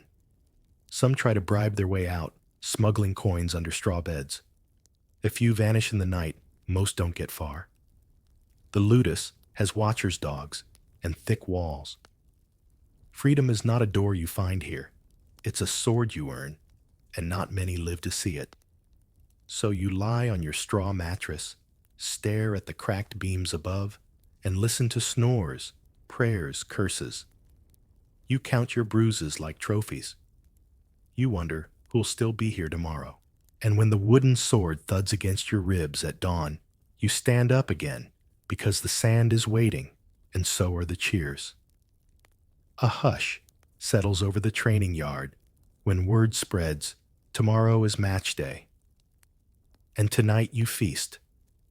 Not a king's banquet, but in the gladiator world, barley and beans count for plenty when you might not taste tomorrow's sunrise. The cook fires smoke under a low Roman dusk. You sit cross-legged with the other fighters, balancing wooden bowls on your knees. The meal is simple porridge, so thick your spoon stands upright, chickpeas boiled until they blur into paste, a splash of cheap olive oil if your lanista is feeling generous. There's bread too, flat dense, meant to fill your belly and slow your fear. It's a diet the Romans swore by high-carb fuel for short, brutal bursts of energy under the arena sun. Meat rarely. Protein was expensive and left you heavy. What you needed was stamina, not steak. Quirky detail, some training schools mixed in powdered ash or bone meal. A secret ingredient they claimed hardened muscle and thickened skin. Historians still debate if this was folk magic or just poor nutrition spun into bravado. There's no wine to dull your nerves, at least not enough to drown your thoughts. Instead, you gulp watered-down vinegar, a tart sourness that scours your tongue and distracts from the restless clatter of spoons and nervous laughs. A hush falls as the trainer paces the circle. He's a former champion, his nose crooked twice over his arms, marked with scars like tally marks no one bothers to count. He nods a sign that tonight no drills await you. Tomorrow, the real sand will test your footwork. You listen to the murmur of men half mocking fate. Some brag about secret moves they'll try. Some trace invisible prayers into the dust. A few stuff bread under blankets, hoarding bites for dawn's nausea. A quiet trickle of dread seeps through the courtyard despite the fire's warmth. Nearby, a few unlucky new recruits poke at their barley with shaking hands. The veterans tell them to eat until you can't worry.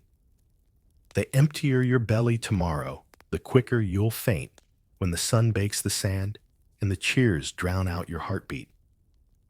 Across the yard, you see the cooks scraping pots clean for the next batch. They gossip too. Who's favored?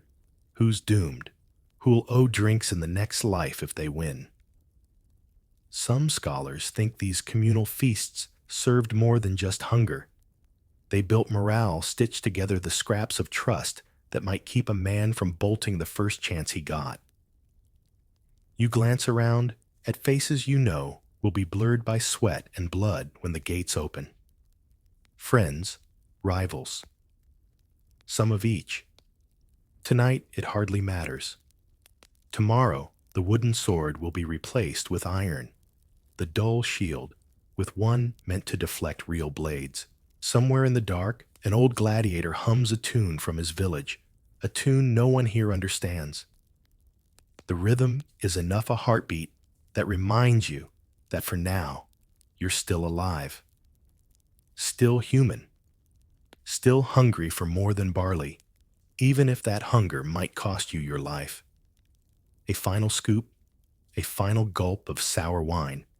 The bowls clatter empty onto the ground, like a signal flare to the gods of spectacle. We are ready.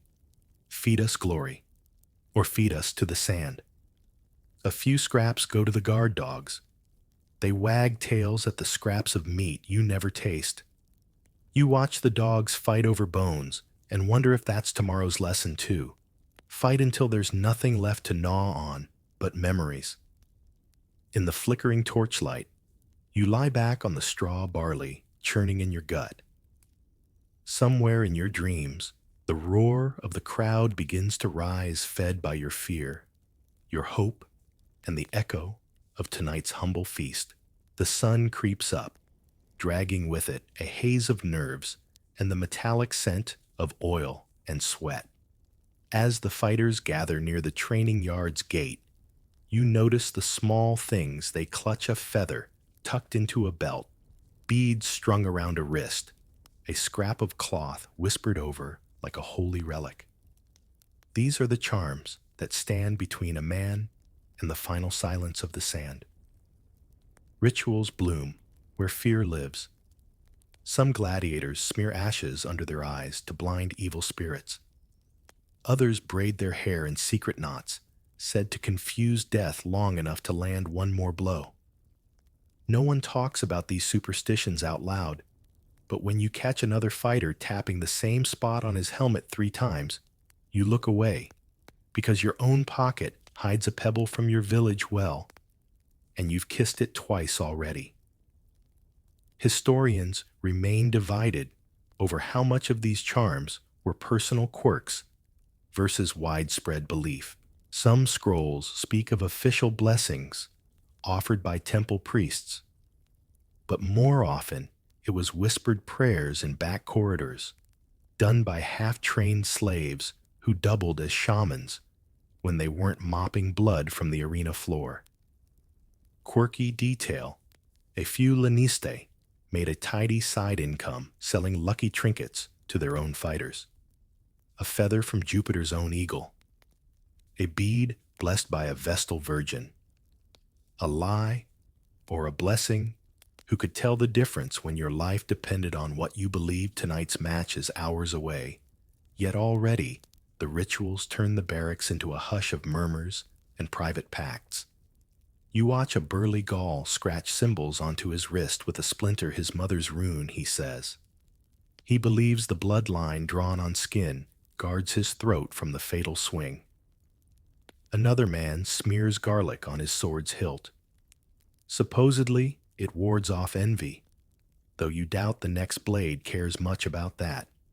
A few risk a sneak to the local shrines.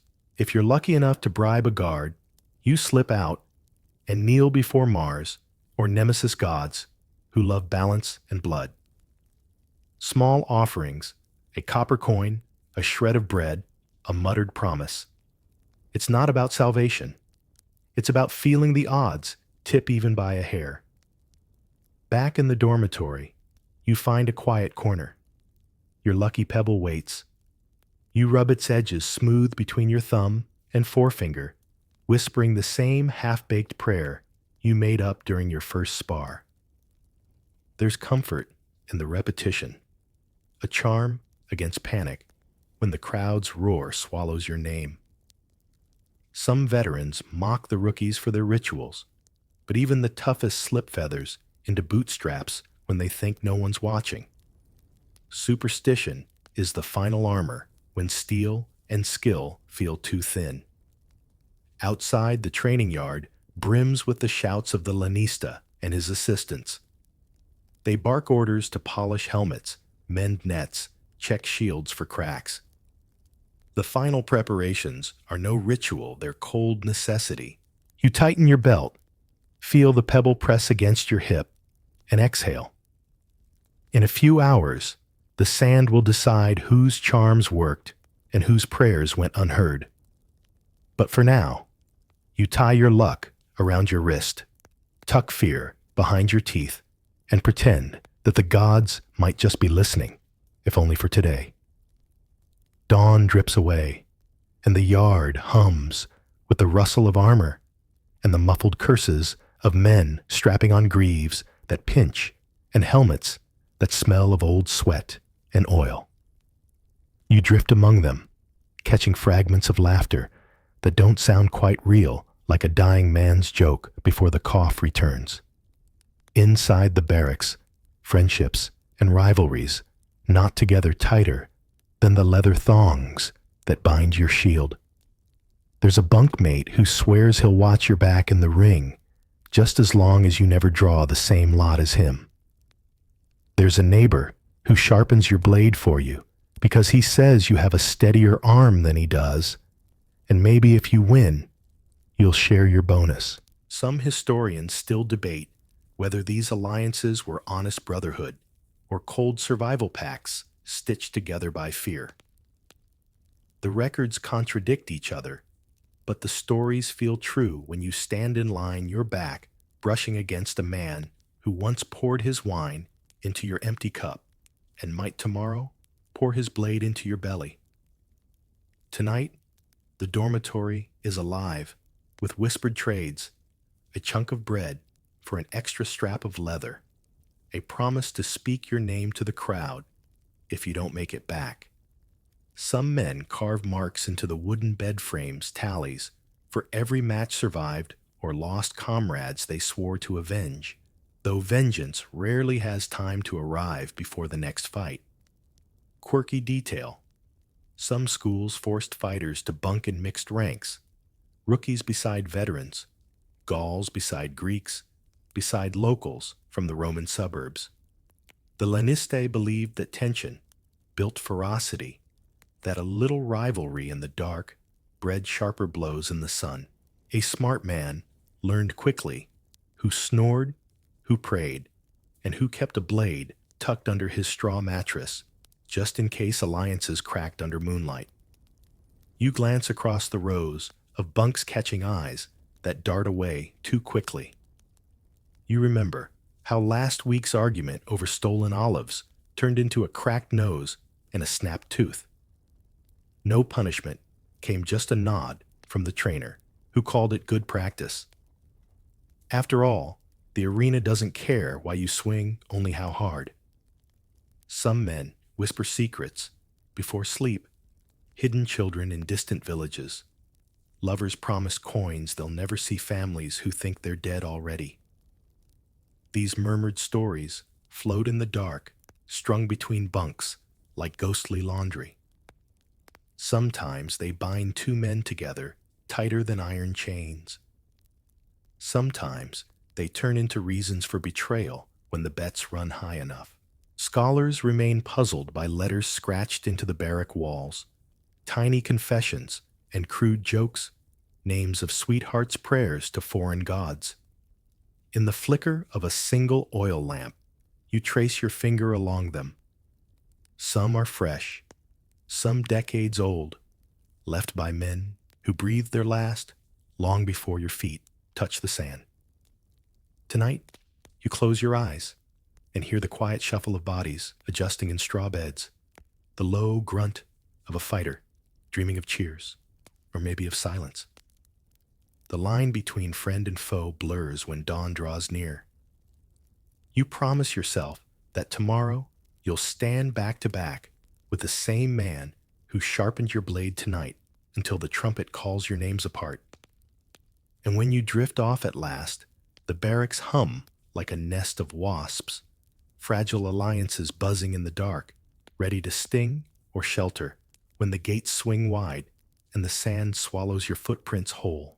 Morning spills into the yard with a metallic taste, iron sweat, old bruises pressed into straw.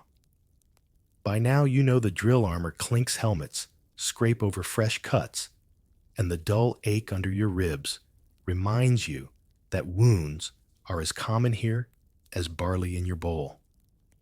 But what happens after the fight? That's a world hidden behind the roar of the crowds, quiet, cramped, and thick with the smell of boiled herbs and stitched flesh. Slip behind the arena gates, and you'll find the real heartbeat of the ludus, the secret clinics. Small rooms, low lit, always buzzing with flies, no matter how many oil lamps burn the air dry. Here you sit on a splintered bench, your leg propped on a slave's knee, as he threads a bone needle through your skin. His fingers are sure the thread, coarse but clean. There's no gentle whisper, no soothing words, just a slap on your shoulder when you flinch too hard. Some historians debate how advanced these gladiator medics truly were. Were they miracle workers with surgical skills, or just desperate slaves trained to keep you patched enough to stand again? Surviving tablets list odd recipes: honey for wounds, vinegar for cleaning, garlic poultices to keep infection at bay. Some methods worked. Others probably just stung like hell. You glance around the cramped room and see the silent ballet of battlefield triage. A broken rib is strapped tight with linen strips. A thigh gash packed with a foul-smelling paste. Some say it's just mashed herbs. Others whisper it hides crushed beetles, a folk charm to ward off rot. Quirky detail: some clinics kept tiny shrines tucked in the corners, rough figures of Asclepius, the healing god, or local spirits scratched on tiles. Even here, superstition lingers where scalpels fail. The medics work in pairs. One holds your arm steady, the other leans in, with iron tweezers to pluck splinters or rogue teeth from busted jaws. Sometimes, the lanista himself hovers in the doorway, counting how many of his investments will survive to fight again. A good medic keeps his master's purse full. A dead gladiator is coin wasted. When the stitches are done, you might get a splash of rough wine to dull the edge. If you're lucky, the pain fades into a slow throb that rocks you to sleep. If not, you lie awake pressing a rag to the wound, praying it stays closed until the next match. Some men never leave the clinic. A nicked artery, a fever that blooms under linen wraps. Death can sneak in the back door while the arena's gates swing wide for the next show. There's no funeral for you here, no marble stone. Maybe a scratch in the dormitory wall. Maybe not even that. Still, there's a quiet camaraderie in this hidden ward. You nod to the Gaul, who took a spear to the shoulder last week, his grin stitched lopsided but alive. You share a joke with the Thracian, who lost a finger. He wiggles his remaining ones at you, winks, and mutters, he'll fight just as well, with 9. Researchers continue to debate how these slave medics learned their craft, some from old army surgeons, some from Greek texts, copied on wax tablets, some just from sheer trial and error, on too many cracked ribs and split skulls. Whatever the truth, their work buys you time, breath, and one more chance to hear your name echo over the roar of the mob. When you limp back to the dormitory, your stitches tug with each step, a soft reminder that victory is measured not just by cheers, but by how well you survive the silence afterward. You lie down, careful not to split the seam, and drift into a fevered dream, where the sand is clean, the blades are blunt, and the medics have nothing left to mend. The hush of the infirmary fades behind you, replaced by a rising tide of whispers that drift through the barracks, like incense smoke, sweet cloying, impossible to catch. Gladiators may bleed for the crowd, but when the crowd falls silent, it gossips instead. And sometimes it writes you letters. It's a strange moment when you first see your name etched in charcoal on a scrap of parchment slipped under your straw mattress. A note from a fan, or so they claim, praise scribbled between smudged lines, promising love or coins or secret liaisons behind the arena's stone walls. Some fighters grin and boast of such treasures. Others burn them quick, fearing the mockery that comes if your admirer's promises ring hollow. Historians debate how widespread this fan mail truly was. Some ancient graffiti scrawled on Roman walls hints at an entire hidden industry, women of good standing, or bored nobles, or the lonely servants of rich households, all slipping messages to the men who risked dying for spectacle. Whether most of these letters ever reach their sweaty, bandaged heroes remains a puzzle. Quirky detail. There's evidence that some fighters hired scribes, slave boys with quick hands and quicker tongues, to read the letters aloud for those who never learned their letters. Imagine a half-naked giant, fresh stitches in his thigh, listening to a trembling servant boy recite a noble woman's flowery vows of undying affection. The irony isn't lost on anyone. The gossip travels faster than any scroll. In the narrow halls, you catch snatches of it, who's betting which patron, who's been promised release if they win just one more fight, who carries a lover's token hidden under his breastplate. Rivalries sharpen in the shadows, jealous words spat across mess tables, threats carved into bunk frames when the lights go out. Yet there's comfort too. For every mocking rumor, there's a flicker of pride when your name shows up, scratched into a wall outside the arena, so-and-so favorite of the people. The scribbles never last, washed off by rain, painted over by fresh boasts. But for a moment, they stitch your name into the city's veins. Some fighters lean into it fully.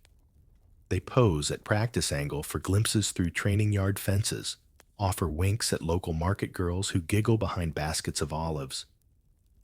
A sly grin, a hand lifted in mock salute, small gestures to keep the gossip alive, the betting fierce, the audience primed for tomorrow's blood and thunder. You feel it too, the pull of invisible eyes tracking your bruises and your swagger. When you lift your helmet onto your head, you wonder whose name dances behind those fan letters, whose dreams hitch a ride on your borrowed glory. Is it pity they feel lust? The thrill of watching a man live like a god for 5 minutes, and then vanish behind the arena gates once more.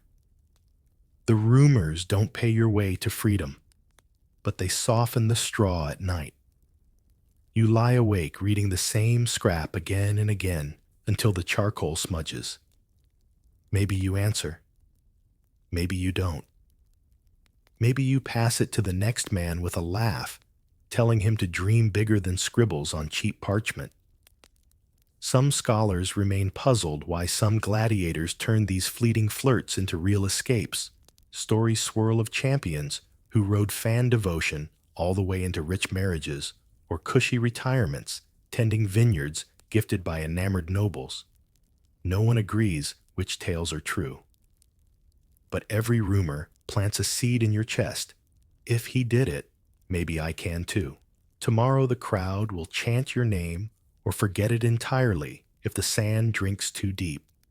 But tonight, in the hush of the barracks, the gossip clings to you like a balm against the cold Roman night.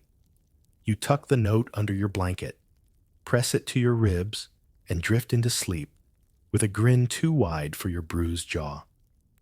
Dawn drips like oil over iron, and the yard hums with the muffled clang of steel on steel.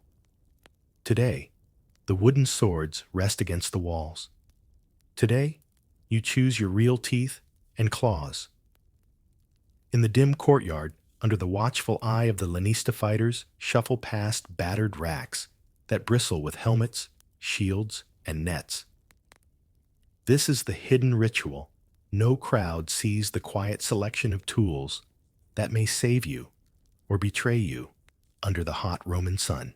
You kneel beside a battered wicker crate, fingers brushing over the sharp edge of a gladius, the coarse weave of a weighted net, the cold ring of a helmet's browplate that might, if the gods are generous, turn a blade aside at the last moment. Some weapons are assigned by rank or luck of the draw. Some are fought over in whispered deals and backroom wagers.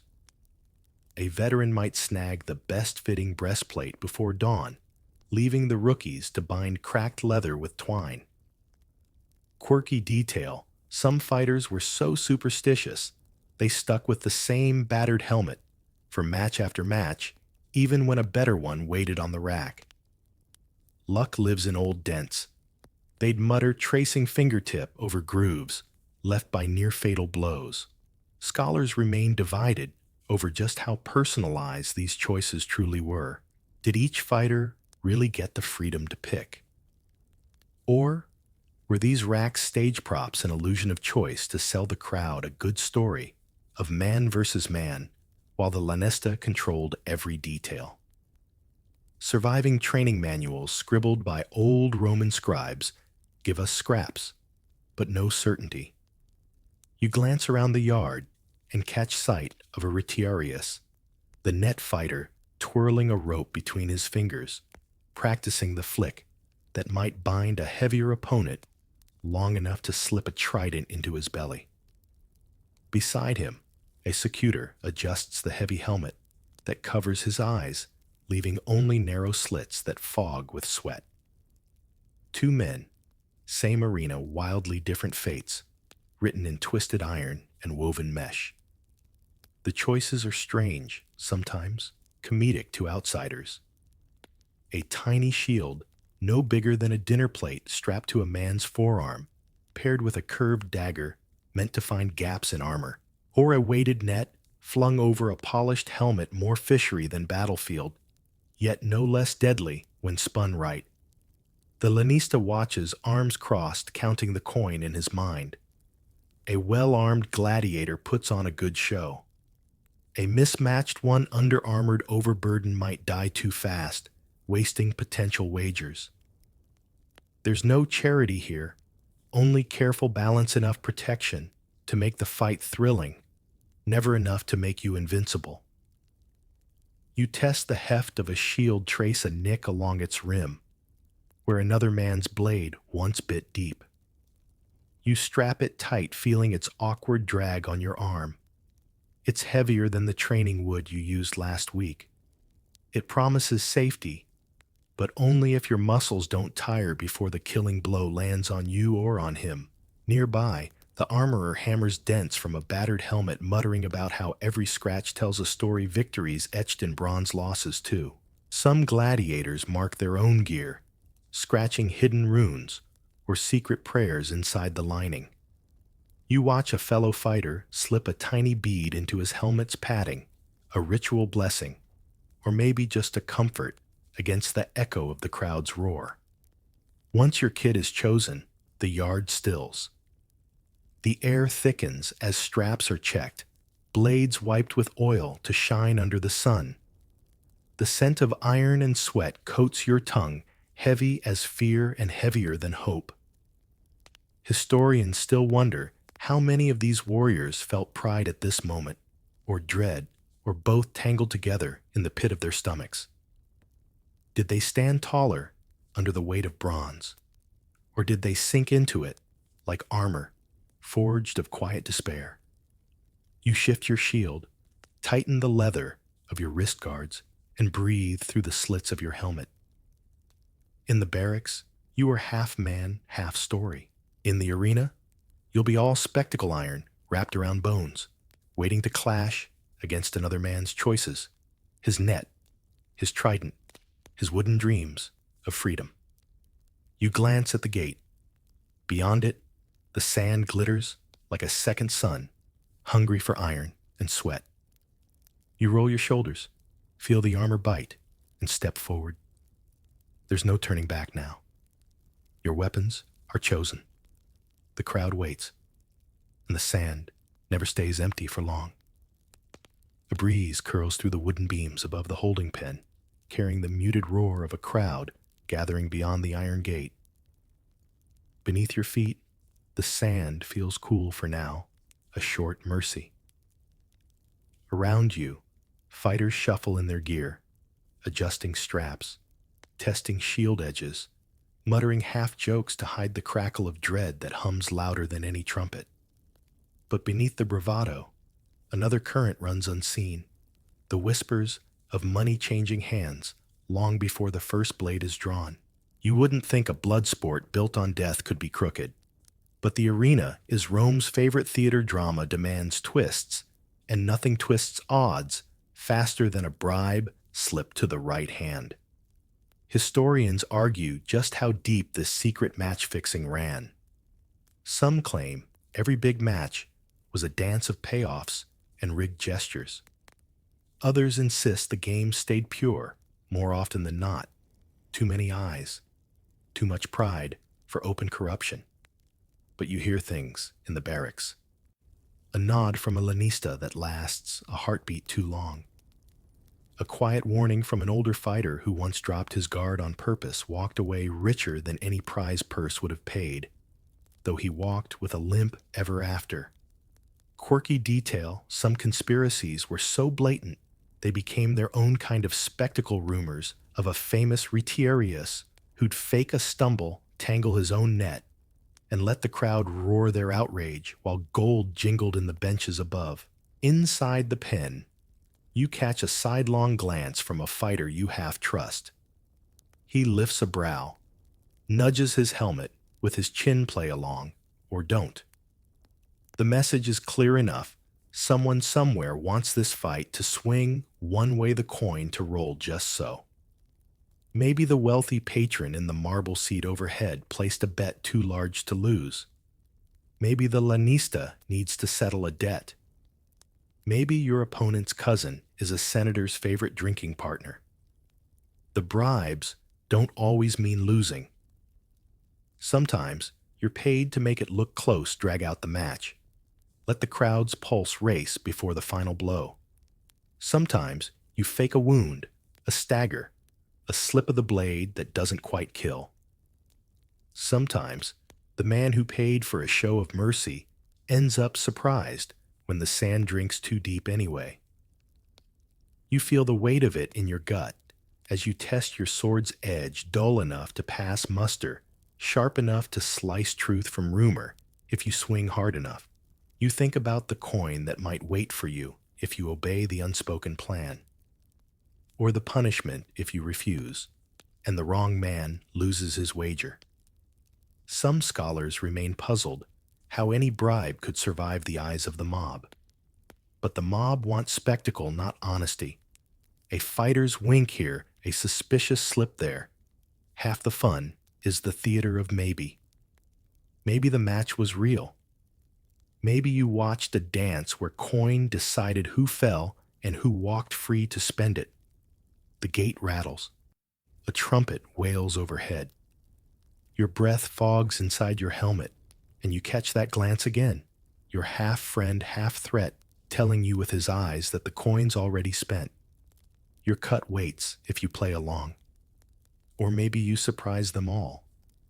Maybe you swing true. Maybe the sand doesn't care about bribes when iron and flesh meet honestly under the sun. One last chance to decide. Will you tilt the fight stumble where the crowd can see? Let the patron's purse win the day. Or will you gamble that the emperor's thumb is quicker than the weight of secret silver? You roll your shoulders, adjust your grip, and push the thought deep behind your ribs. The sand cares nothing for secrets. It wants blood coin and stories to feed the next rumor. The gate creaks open. The roar of the mob hits like a wave. You step out shield high, wondering who really paid for what you're about to give. A hush, then a roar, wave after wave, crashing down from marble benches above. You stand under the raw sun, blinking at the endless sea of faces. Somewhere in that blur of mouths and fists and coin purses is the one whispering about your bribe, your slip, your secret promise to fall before the final blow. But your heartbeat thunders louder than any rumor now, because deep down, every fighter dreams, what if I run? The thought slides into your skull like cool water on a fevered brow. Escape. No sand, no bribes, no roaring mob, hungry for your last breath. But how? The walls loom tall, the guards loom taller, and the gate that just swung wide behind you already rattles shut like a slammed tomb door. Historians still puzzle over how many men actually tried to slip the iron grip of the ludus. Some records call them cowards, deserters, unworthy of the Rudies. Others paint them as secret folk heroes, men who traded blood for freedom, even if freedom only lasted as long as a sprint through Rome's back alleys. You feel the pull in your bones like the itch under a too tight collar. You shift your feet in the sand eyes, darting to the rim of the arena where the shadows gather. You're not the first to glance that way. A veteran once told you about a Gaul who bolted mid-match, tossed down his shield, vaulted the low wooden barricade, ran so fast he nearly made it to the city gate. Nearly. The guards caught him by the docks. The crowd called it a bonus show when they brought him back in chains the next day. Quirky detail. Some Lanistae spun these failed escapes into extra profit, selling special tickets to watch the punishment. A public lesson, they'd say, to remind the rest that iron bars aren't the only prison here. You flex your fingers on the sword hilt, feel the sweat gather in your palm. Maybe you could break for it, rush the edge of the arena vault, the railing disappear into the city's maze of alleys and bathhouses and crowded taverns. You imagine yourself ducking behind barrels, swapping helmets, with a drunk legionnaire hiding in a spice merchant's cart bound for Ostia. But you know the odds. The walls aren't just stone, they're watchers. Dogs' bribes slip to local snitches. Even if you run Rome herself, feels like an iron net that snaps shut if you breathe too loud. Beside you, another fighter shifts his weight. You catch the flicker in his eyes, he's weighing the same gamble. You both know it's a lie, the moment the trumpets wail again. The crowd demands a show, and the sand never forgets a promise made in blood. Some scholars remain divided. Were these escape attempts, raw defiance, or just a final gesture of hope when all hope had rotted away. In the barracks, the stories echo like lullabies. He nearly made it. They never found his body. He bribed a guard and lived out his days as a farmer on the coast.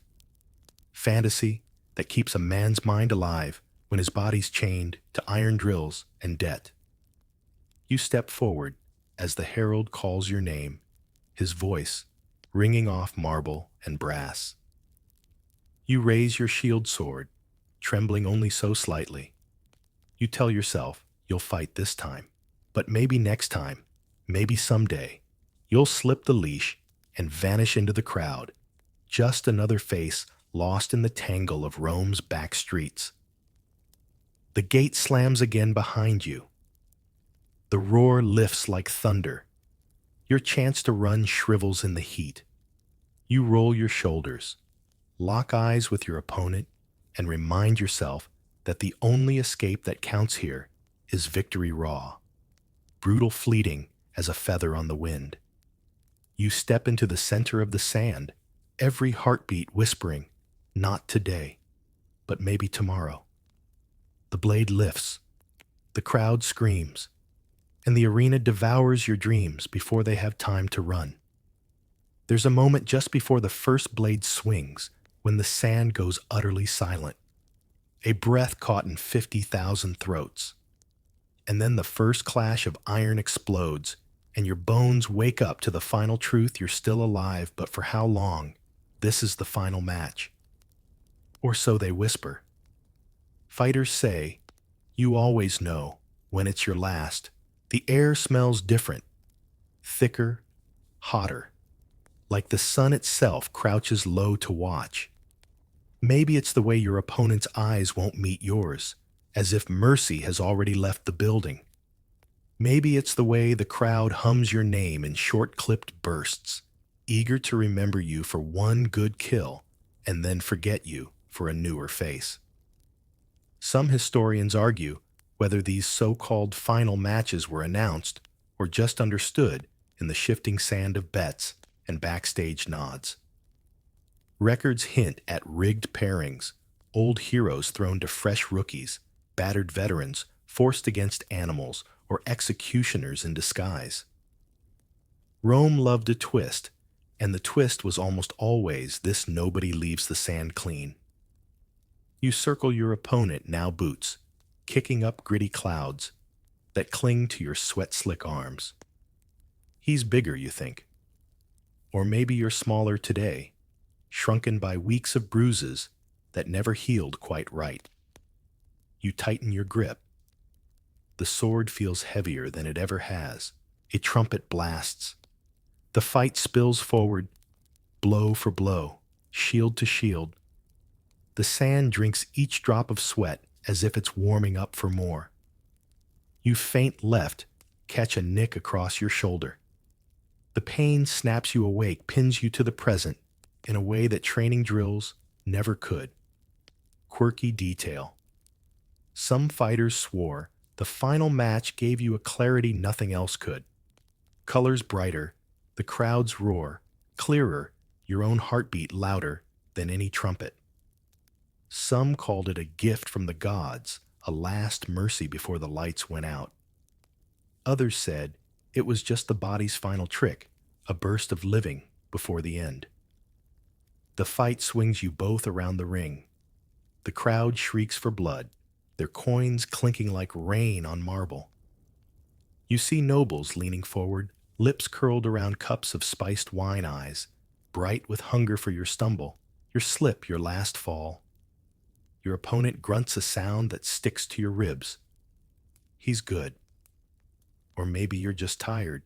You spot a gap lunge for it, your blade kissing the iron ridge of his shield.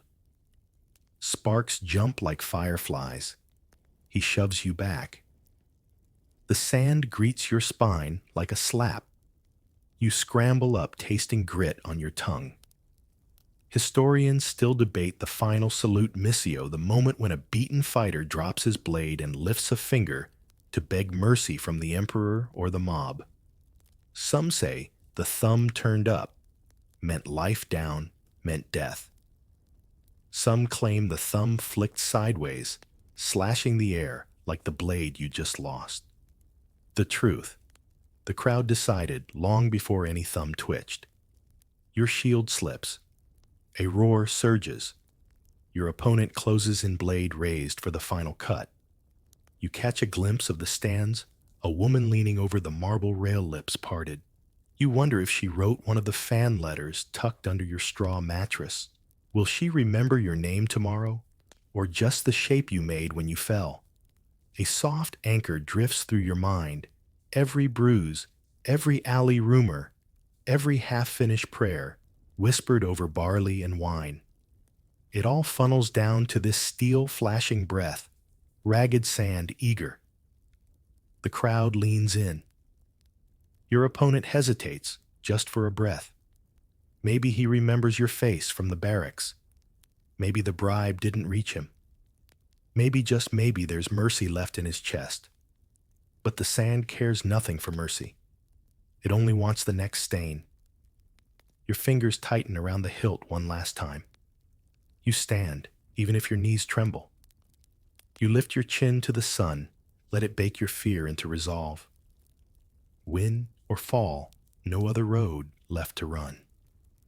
And when the final blow comes, it comes not from behind or above, but eye to eye. The cleanest goodbye the sand will ever give you. The hush that follows a final match is stranger than any roar, thick, echoing so quiet you can hear the creak of the stands as people shift murmuring. You lie there, breath-ragged, feeling the sand worm its way into every cut. The sun drills into your closed eyes. Then an arm.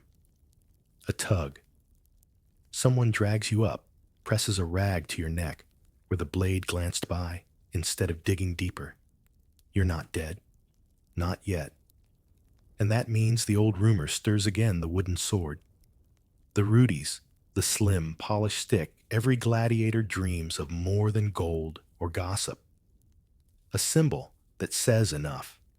You fought enough, bled enough, lived enough to buy your way out with sweat and scars. Some historians remain puzzled by just how common these awards were.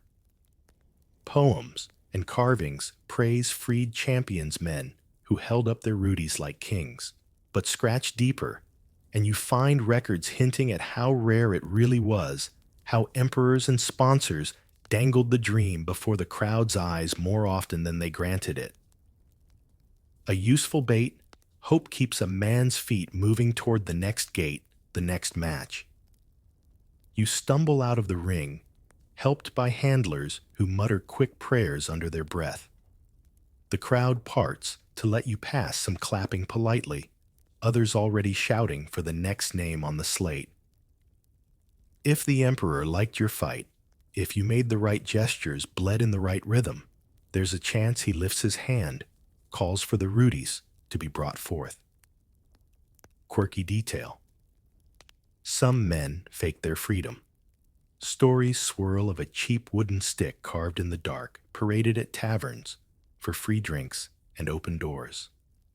Sometimes it worked, until the lanista caught up and dragged them back stick and all into the sand's hungry mouth. In the dormitory that night, you can't help but imagine it, the smooth grip lighter than any iron blade. A simple thing, yet heavier, with meaning, than all the gold coins scattered under the arena seats. No more chain collar, no more bruises hidden by tunics. A free man on paper at least. Free to become a doorman, a guard, a trainer, for the next poor soul stepping into your old sandals.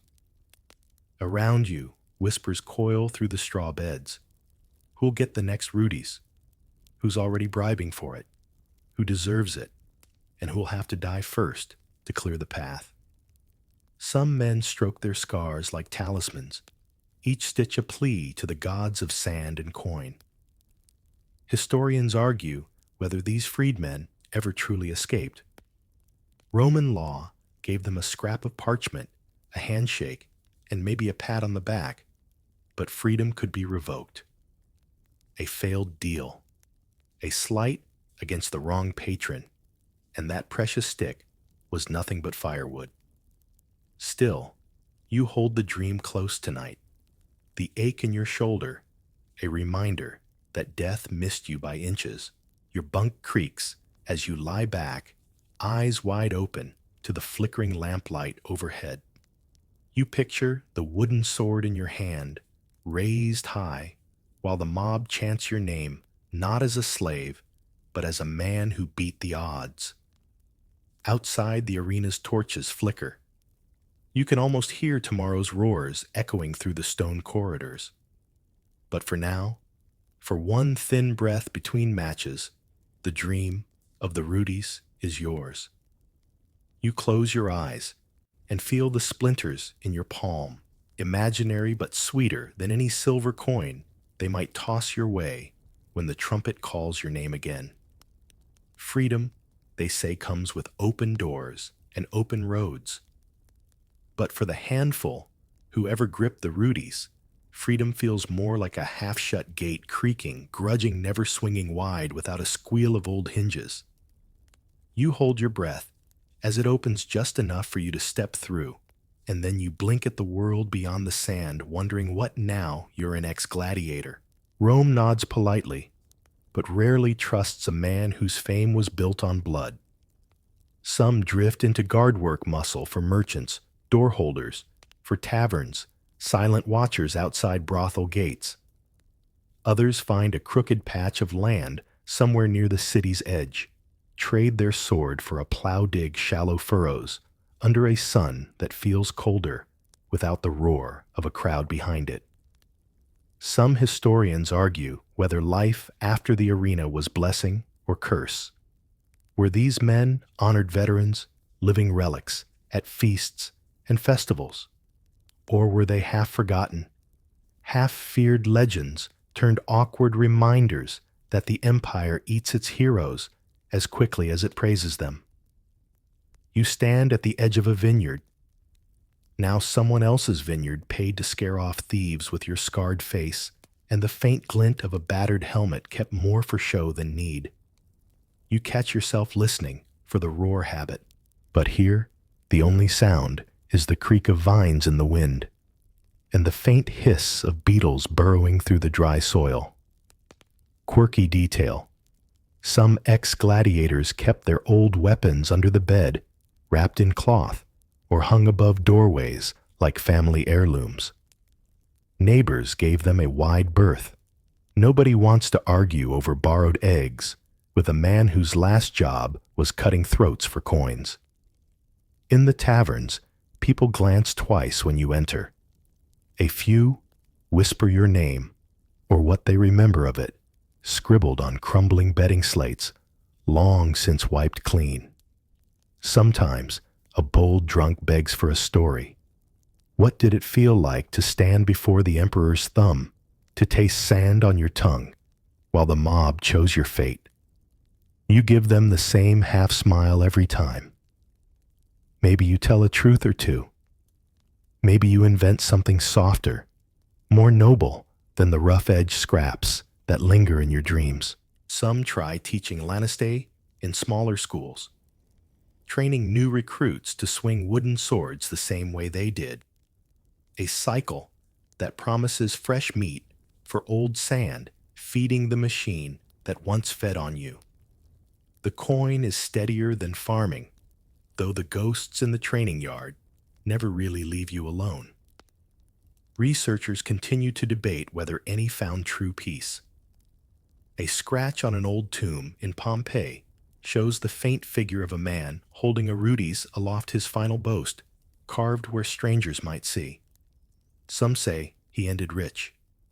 Some say he drank himself to death under the same olive trees he once guarded. You stare at the vineyard gate, in the dusk, the sun burning out behind the hills, like the last echo of a distant crowd. Freedom, you realize, is a quiet thing. Too quiet sometimes. You shift your weight, feel the ghost of your shield on your arm, the phantom scrape of sand under your sandals.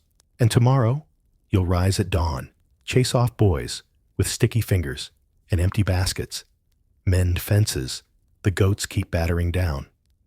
You'll greet the landlord with a nod, tug your cap low to hide the scar that marks you forever as a man who once belonged to the arena. No cheers, no coins flung from marble benches, just the whisper of vines and the creak of an old gate that never quite stays shut. You lie down that night with the cold weight of your Rudies under your bed, half wondering if you'd choose the sand all over again, if the roar was worth the silence that follows when the last match is done. The sand may have been your stage, but beyond its thirsty grains, a quieter drama often bloomed in shadow, the hidden families that wrapped themselves like secrets around a gladiator's battered ribs. You'd think a slave with iron shackles and a short life expectancy wouldn't have the time or the right to build a hearth. Yet history, ever contrary, loves a twist.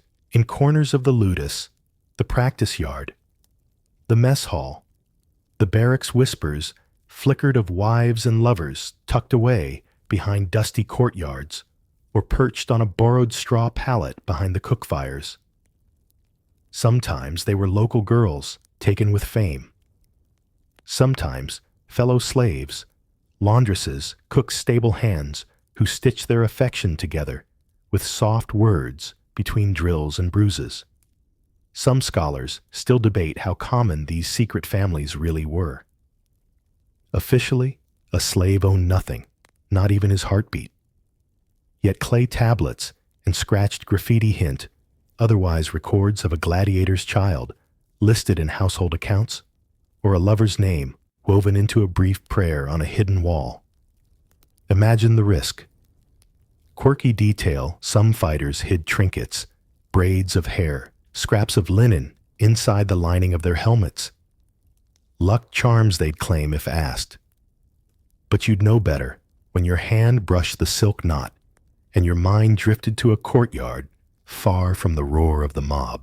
On a rare free day, bought with bribes or earned with good behavior, you'd slip through Rome's tangled streets, your cloak pulled tight, helmet left behind so no street urchin would shout your name. A stolen hour in a rented room. A knock at the door. A whispered greeting that tasted sweeter than all the barley and beans the ludus could offer. No crowd here, only the soft hush of shared breath. The world shrank to two bodies pressed close, hoping no guard, no rival, no lanista would follow the trail. Some lovers carried children under their hearts, children born half in freedom, half in chains. Some gladiators begged coin from fans to send home for hidden sons and daughters, tiny lives waiting to learn their father's name from rumors alone. Historians still puzzle over the fates of these secret families. Did the children slip free of the arena's reach? Growing up farmers, potters, soldiers with no clue that the roar of the Colosseum once shaped their bloodline? Or did they circle back, caught in the same sand, when debts came due, or hunger knocked too loud at their door? Back in the dormitory, you'd share these stories, in murmurs, half hope, half shield, against the loneliness that clung to you, like sweat after a match. Some mocked the idea. A family here. But under the straw blankets, when the oil lamp flickered low, a man might let himself believe. Maybe that dream waited at the end of a wooden sword freedom, not just for you, but for the quiet shadows who bore your name in secret. Quirky rumor, a few ex-gladiators flush, with a rare Rudies, dragged their hidden families into the light wives paraded through Roman streets, children hoisted onto shoulders to gawk at the same marble benches where blood once stained the sand. Some found new chains in freedom debts, grudges old enemies who didn't care about family when coins changed hands. Tonight, you lie back on your straw pallet, the scrape of your lover's laugh still humming in your ear like a lullaby. Maybe she waits under a fig tree outside the city walls. Maybe your child sleeps curled beside her, dreaming of a father's arms that smell more of warm skin than cold iron. You close your eyes. The barracks mutter and sigh around you, but somewhere in your mind, a courtyard waits, stone walls, clay lamp, small feet padding across cracked tiles. A promise hidden beneath the roar. Sand turns to dust, roars turn to whispers. And when the final roar fades, the only thing that clings to you, longer than scars, is how the world remembers your name, if it remembers you at all. Some fighters vanish into the earth, unmarked, buried in shallow pits behind the ludus walls, no stone to tell the story of who they were or how they fell. But for the lucky few, those who won enough fights, won a Rudy's, or found a patron soft-hearted enough memory, carves its way into stone, rough letters that cling to crumbling tombs long after the crowds move on. You wander now, years later, through the outskirts of Rome where tombs line the dusty roads. Small marble boxes, plain headstones, the occasional statue, whose nose has been rubbed smooth by centuries of passing hands. Some bear shields and swords, carved in clumsy relief helmet crests that once struck fear, now weathered to soft lumps under moss. Historians still debate what these epitaphs mean, simple pride or a last desperate plea to be more than a slave in someone's ledgers. One stone might brag of 20 victories. Another might list just a name, a line about freedom, one a wife's name tucked into the final flourish of chisel marks. Quirky detail, some epitaphs carry jokes, snatches of humor left for the living. I fought bravely. I lost my nose. I still kept my pride. You pause by one stone half swallowed by weeds. The letters spell out a name you almost recognize, another ghost from the barracks. Maybe the man who once handed you a cup of water, or the rival who threw sand in your eyes during training. The dates blur together under your fingertips. You imagine the crowd chanting that name, once loud enough to make marble shiver. Beyond the tombs, families still gather for feasts on festival days, spreading bread and figs over grave slabs. Children giggle where blood once pooled. Mothers hush them with stories. He was a hero, a champion, a man who beat the odds. Truth or wishful memory, nobody left alive can say for sure. Some scholars remain puzzled why Romans gave such glory to men who lived as slaves, yet built them into legends once the sand swallowed their last breath. Maybe it's because the arena was never just about blood, it was about hope. Hope that even the lowest soul could stand taller than emperors. For a moment, blade-raised helmet gleaming under a sun that watched without mercy or favor. A breeze stirs dry leaves across the cracked stone. Somewhere far off, the ruins of the Colosseum still echo with ghost roars, the roar of 1,000 throats, tangled with the ghosts of 1,000 names. You stand hand resting on the tomb's chipped edge, your mind drifting to your own name, where it might live, who might whisper it once you're gone. Maybe it'll fade under moss like this one. Or maybe if the gods are kind, a line of letters will outlast your scars and secrets, telling some half-forgotten listener that you were more than iron and chains. Night slides and cool against your skin. You turn away from the stone rows, footsteps crunching through dust that remembers every boot, every drop of sweat, every final match. The wind carries the faintest echo cheers, prayers, gossip, half sung across time. In the end, the sand always takes. But sometimes, just sometimes, it gives back a legend. And while the tombs keep their quiet watch, another dawn breaks beyond Rome's walls, where the living gather not to mourn, but to savor warm bread and whispers before the next roar begins. You hover by the stone steps of the Colosseum's outer walls.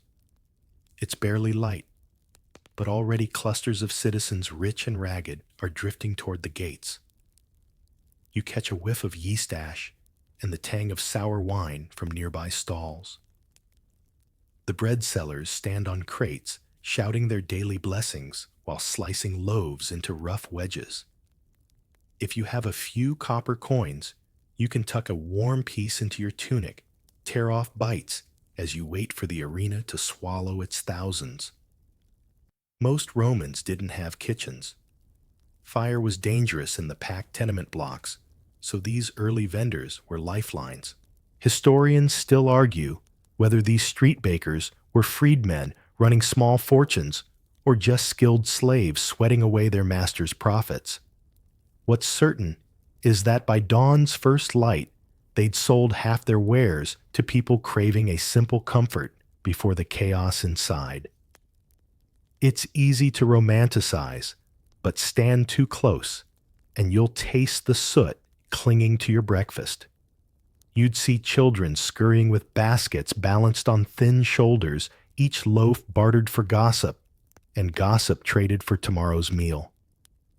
Rome's bread economy was part miracle, part mess grain ships braving storms just to feed the mob that decided emperors' fates. A poor harvest in Egypt meant empty ovens here and riots in these same streets. Yet for now, it's calm, almost gentle. The bread feels warm in your hand, the crust charred just right. A vendor's wife wraps a cloth around your wrist to keep the crumbs from falling onto your only good tunic. You thank her with a nod. She doesn't ask for it.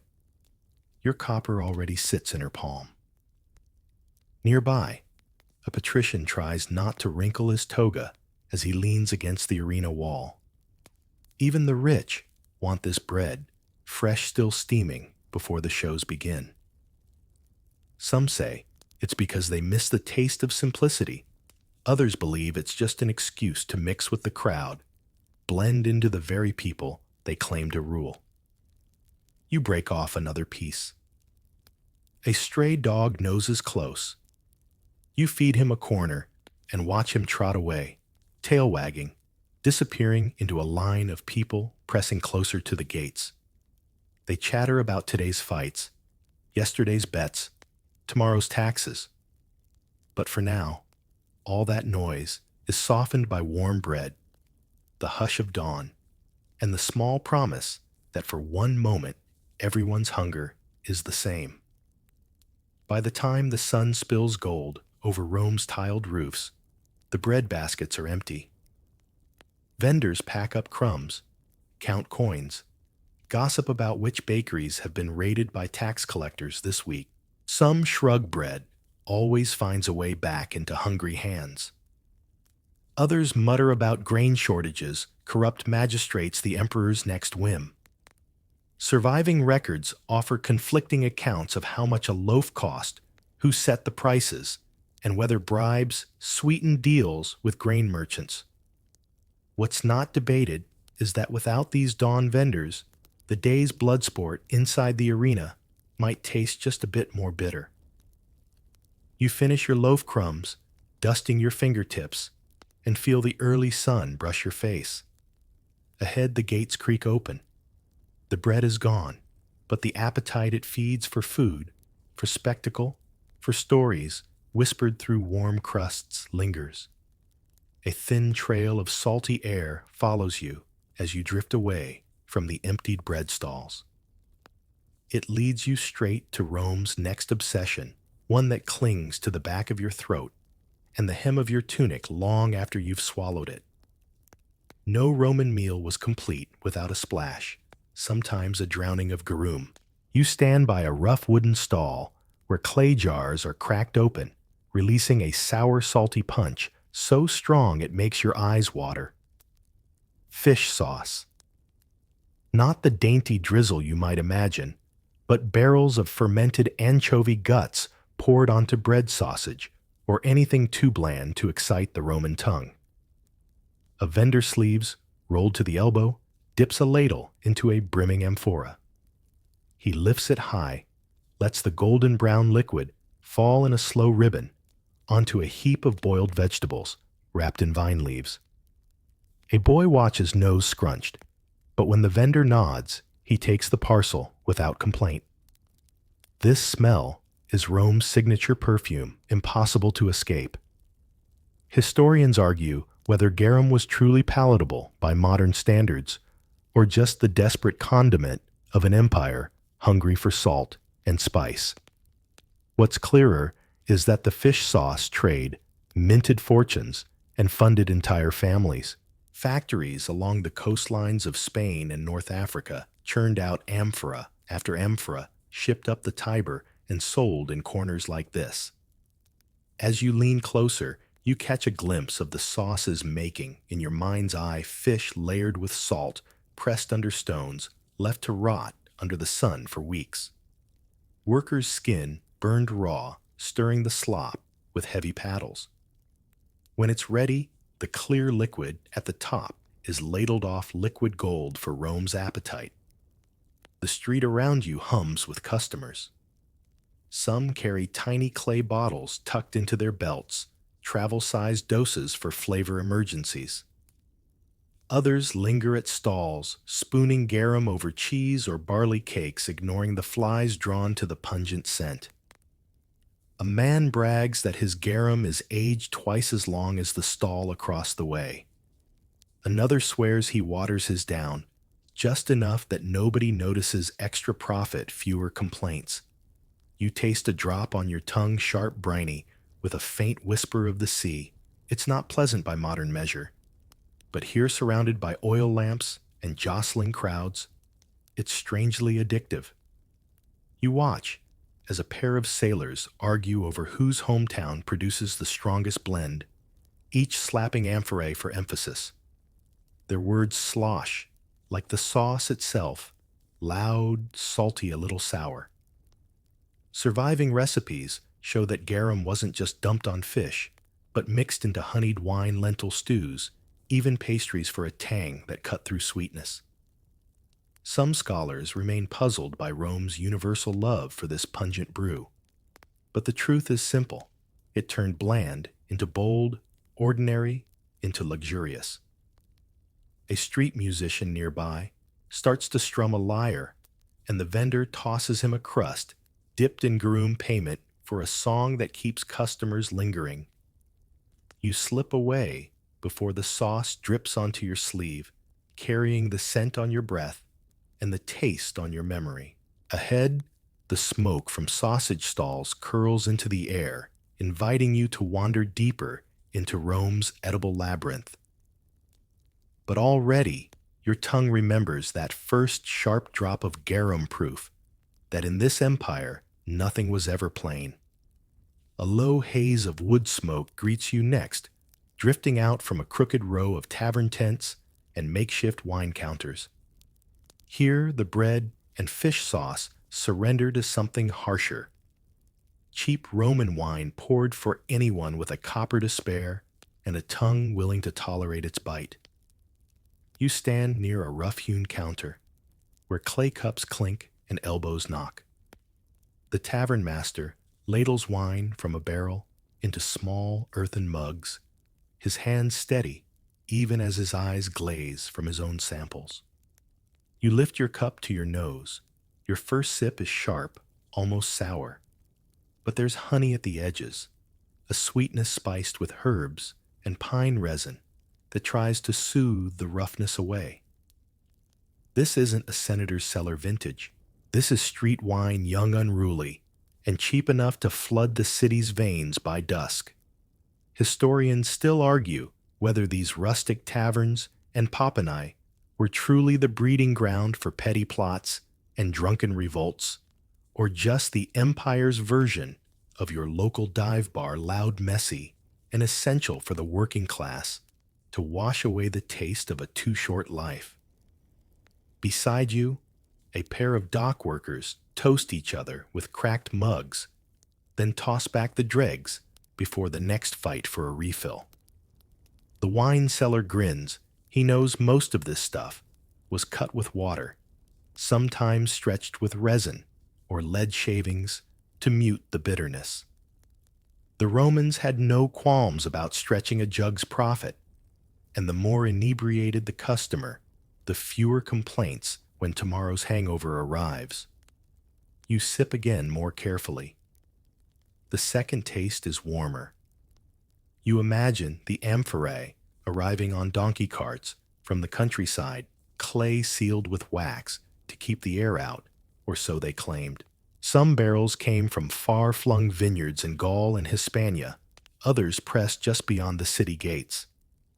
It all ended here in the stomachs of senators and slaves alike, though only one class could afford to pretend the harshness tasted like luxury. At the next stall, a spice peddler sprinkles crushed rosemary and bay leaf into a fresh jug. He claims it's an ancient trick to calm the stomach and trick the tongue. You wonder if he's right, or if he's just masking wine so thin it could drown in its own water.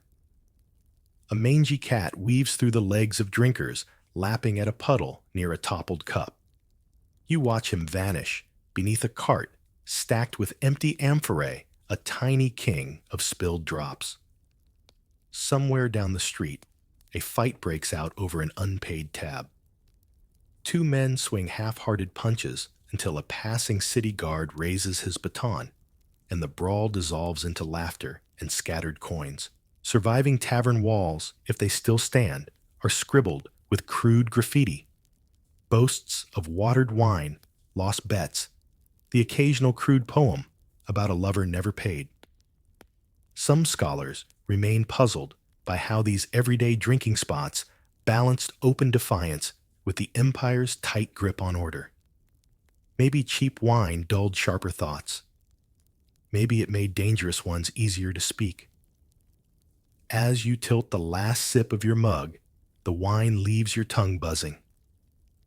You set the cup back on the counter and nod to the tavern master, who waves you off to the next stall. The wine here was never meant to be remembered, just drunk, gossiped over, and forgotten before sunrise. Beyond the haze, the air thickens with the scent of roasting meat. You step away, cheeks warm, ready to follow the curl of smoke that promises a new taste and another reason to linger in Rome's restless, hungry streets. The wine's warmth still sits in your chest as you follow the gray plumes rising above the crowded stalls. The closer you get, the thicker the smoke curls around your shoulders, clinging to your hair and settling in your throat like an old memory. You've found the garum sausage stalls, Rome's smoky answer to hunger that beer alone can't drown.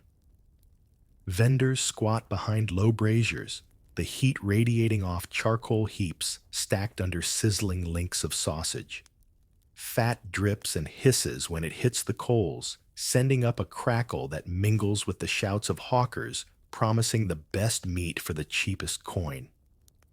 You stand still, just long enough to feel your tunic trap the smell, a scent of charred pork and fermented fish sauce that will follow you all the way home.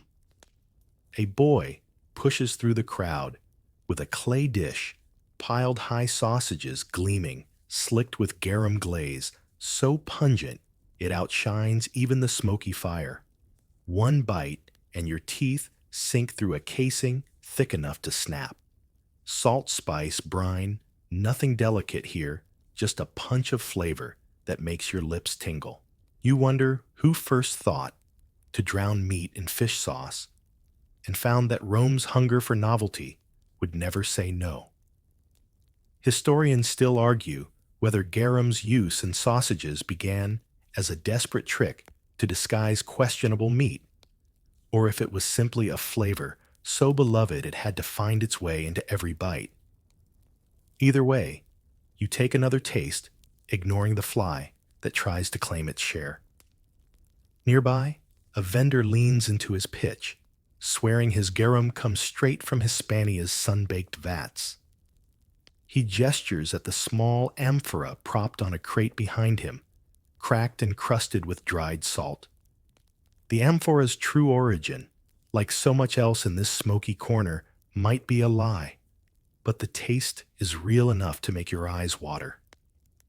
A stray dog noses at your feet, then darts off when a cook tosses a burnt end his way. You watch the morsel vanish under a stall draped in faded cloth.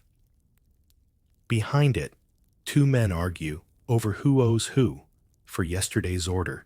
Their voices dip and swell, drowned now and then by the spit and pop of sausage fat hitting hot coals. Surviving graffiti in ancient taverns often mocked these sausage stalls. Some scribbles warned of stomach aches, others promised that a few bites would soften the hardest heart. Some scholars remain puzzled by just how far Rome's love of garum really reached.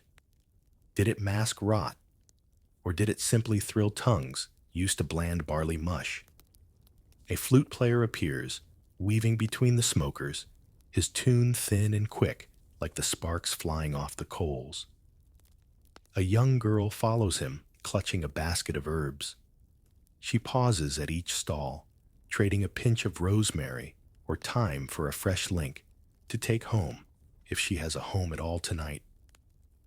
You lean against a low stone wall, sausage and hand grease on your fingers. The heat of the fire seeps into your bones, chasing off the chill left behind by dawn's breadline. You catch bits of talk: who won last week's race, who owes taxes, who bribed which guard to look the other way when barrels of garum crossed the river at night. You finish the last bite and toss the scrap to a waiting mutt. He catches it mid-air tail, wagging eyes, hopeful for more. But you've had enough for now. Smoke clings to your skin as you step back into the flow of people. Somewhere ahead, the scent shifts again from charred meat to spilled wine, from garum to roasted chickpeas waiting to be thrown like coins to a hungry crowd. Rome's streets are never quiet, never truly clean, but they are full, and tonight, that fullness is enough. The smoke fades behind you, replaced by a sharper edge vinegar sour wine, and the faint tang of something watered down more than anyone would admit. You find yourself standing near a cluster of makeshift tables propped up by splintered barrels.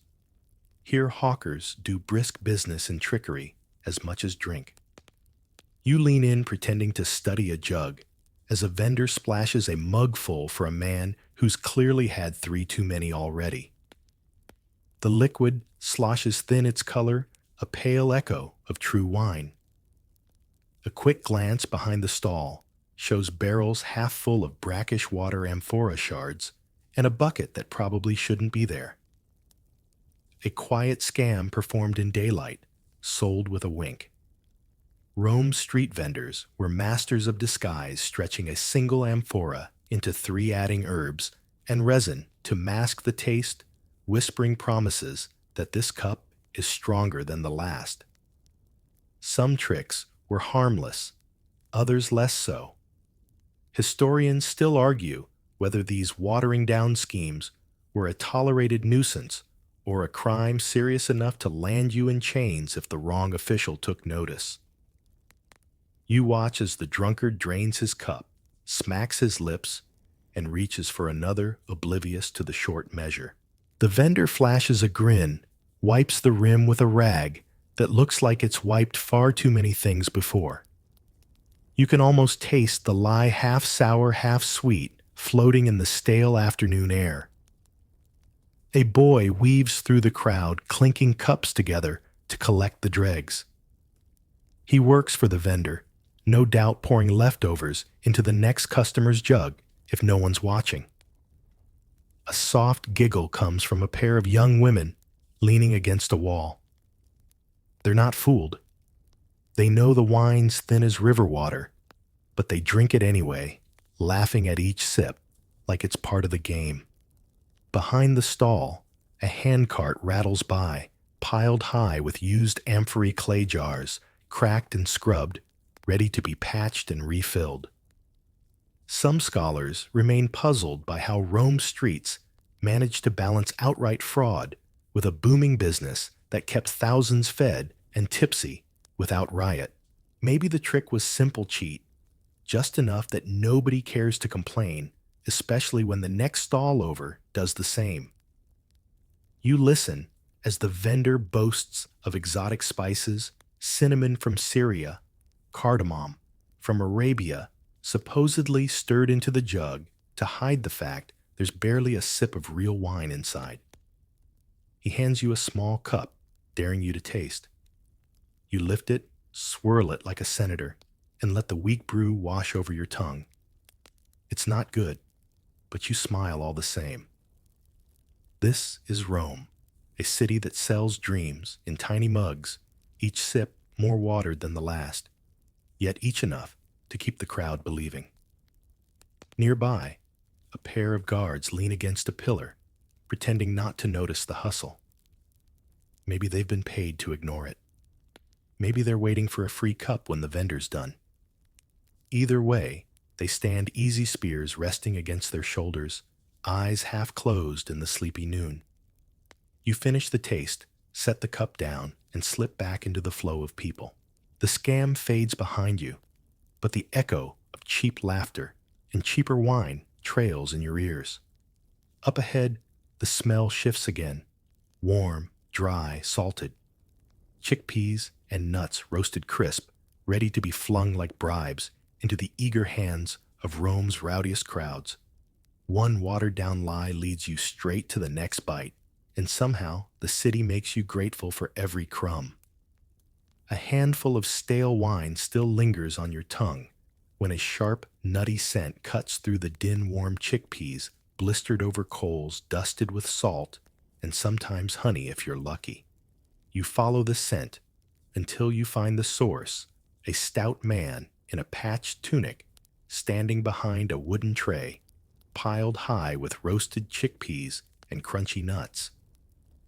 He tosses handfuls into the air, catching them in a cloth sack, then flings them out again, sometimes into waiting hands, sometimes straight into the arena crowds if the games are about to start.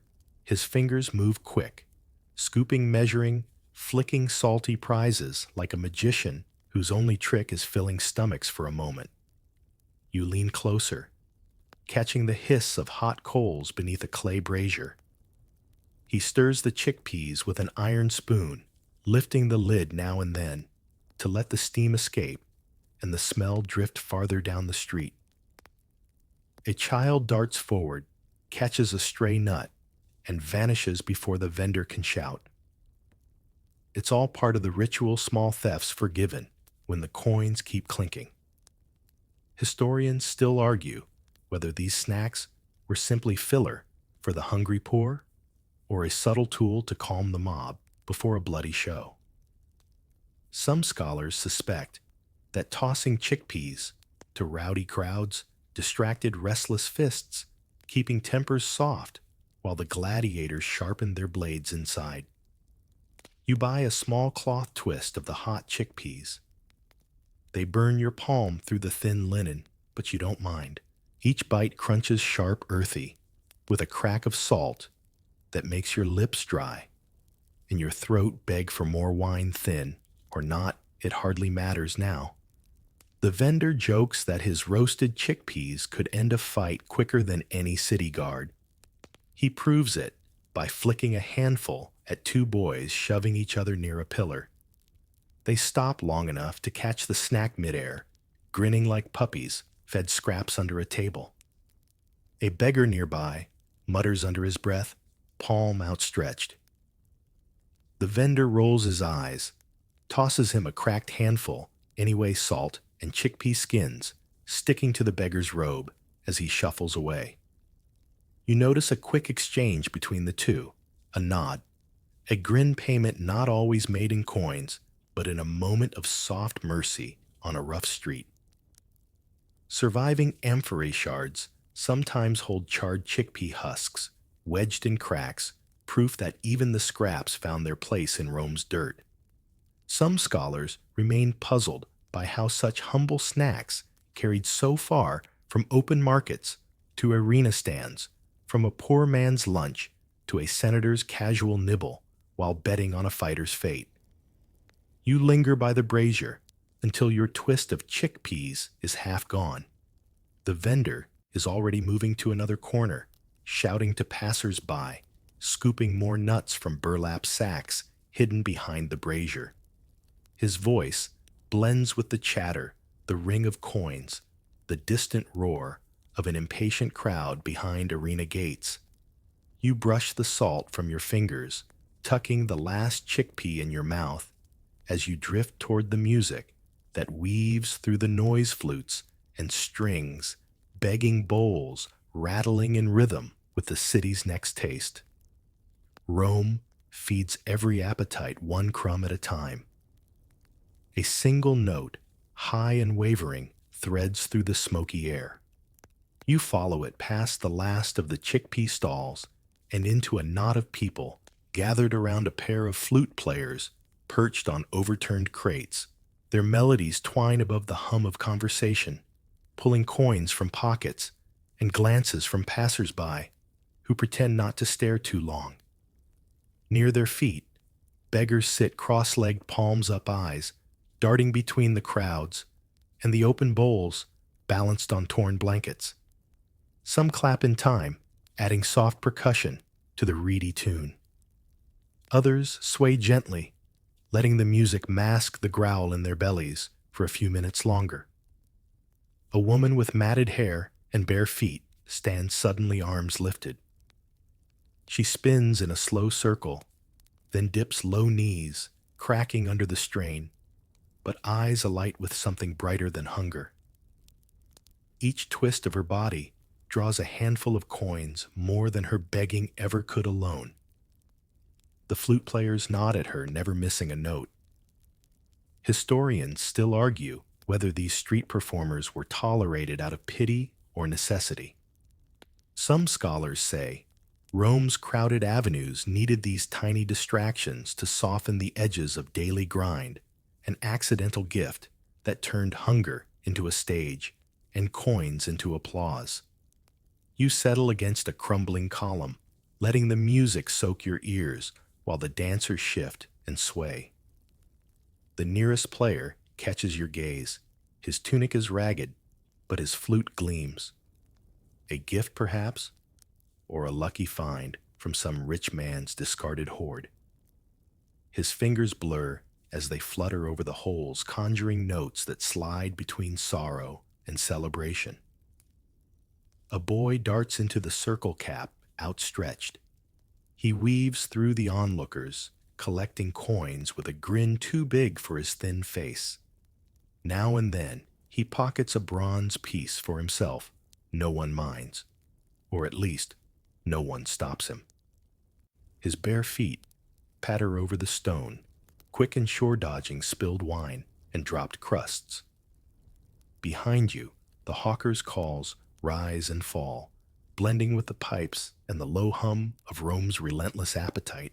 Somewhere deeper in the crowd, another beggar tries to outdo the flutes with a battered tambourine. Its jangle comes late offbeat, but the clatter earns a few sympathetic nods and a scatter of copper. Somewhere near the edge of this impromptu theater, a city guard watches from under his iron helmet. His eyes flick over the coins, the bowls, the slow shuffle of feet. He doesn't move to stop it. He might drop a coin himself when his shift ends, exchanging one duty for another quiet debt in the shadow of Rome's endless streets. Surviving scraps of graffiti hint that these street corners were marked territories, a beggar's pitch here, a flute player's stoop there. Some scholars remain puzzled by how such fragile economies survived in a city so quick to crush debts with force. Maybe a tune was worth more than a tax, at least for a moment. You push off the column, slipping a bronze into a bowl as you pass. The dancer catches your eye, offers a tired smile, then turns back to her quiet, swaying world. The notes fade behind you, replaced by the warm hiss of steam from the public baths ahead. Your pocket is lighter, your ears still humming. Ahead, The promise of salty snacks and warm stone corridors calls you to drift further into Rome's next little secret for feeding its restless crowds. You slip through the thinning music, drawn by a hush that feels out of place in this noisy street. Ahead, squat brick buildings crouch together, steam trailing from open doorways, carrying whispers of warmth and the sharp, savory scent of salted snacks. You've stumbled upon Rome's public baths, where a good soak and a mouthful of brine went hand in hand. Inside, marble steps lead you down into a hall that hums with echoes splashing water-soft conversation, the clatter of wooden sandals on stone floors slick with steam. Patrons sprawl on benches, while attendants tend to oil jars and strigil scrapers ready to strip away the city's grime one scrape at a time. But it's not just the baths that draw the crowds. Tucked near the tiled walls, small stalls sell simple salty snacks, olives brined dark and wrinkled salted fish, curled in reed baskets, and crispy flatbread that snaps in your fingers. The salt keeps bathers thirsty, the thirst brings more coin, and the cycle feeds itself until the last oil lamp flickers out. Historians still argue whether these snack stalls were an official part of the baths or clever freeloaders who found Rome's captive half-naked customers too tempting to ignore. Either way, you see coins changing hands as quickly as towels and mouths chewing even before the steam has cooled. You settle onto a warm stone ledge, taking a folded leaf of salted fish from an old woman who counts your coppers twice before nodding. The brine stings your tongue, washing away the last sweetness of garum sausages and cheap wine. For a heartbeat, you almost envy the bathers, draped in linen, drifting between hot pools and cold dips, mouths full of salt and idle gossip.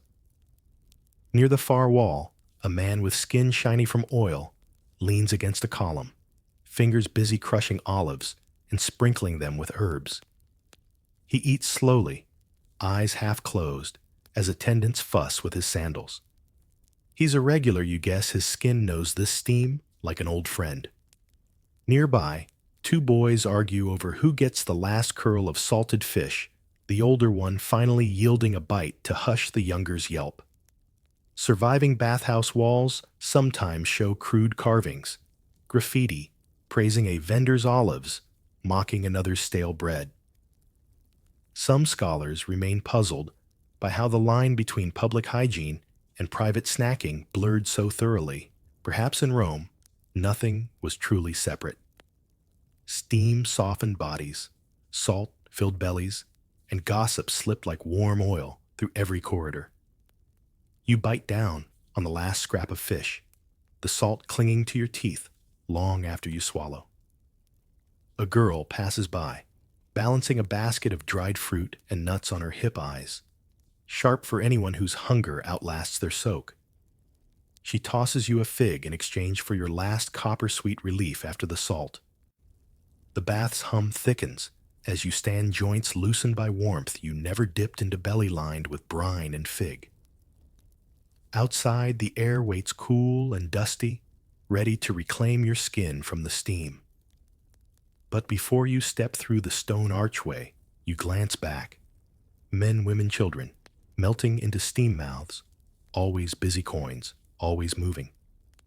Back in the street, you taste pepper on the wind.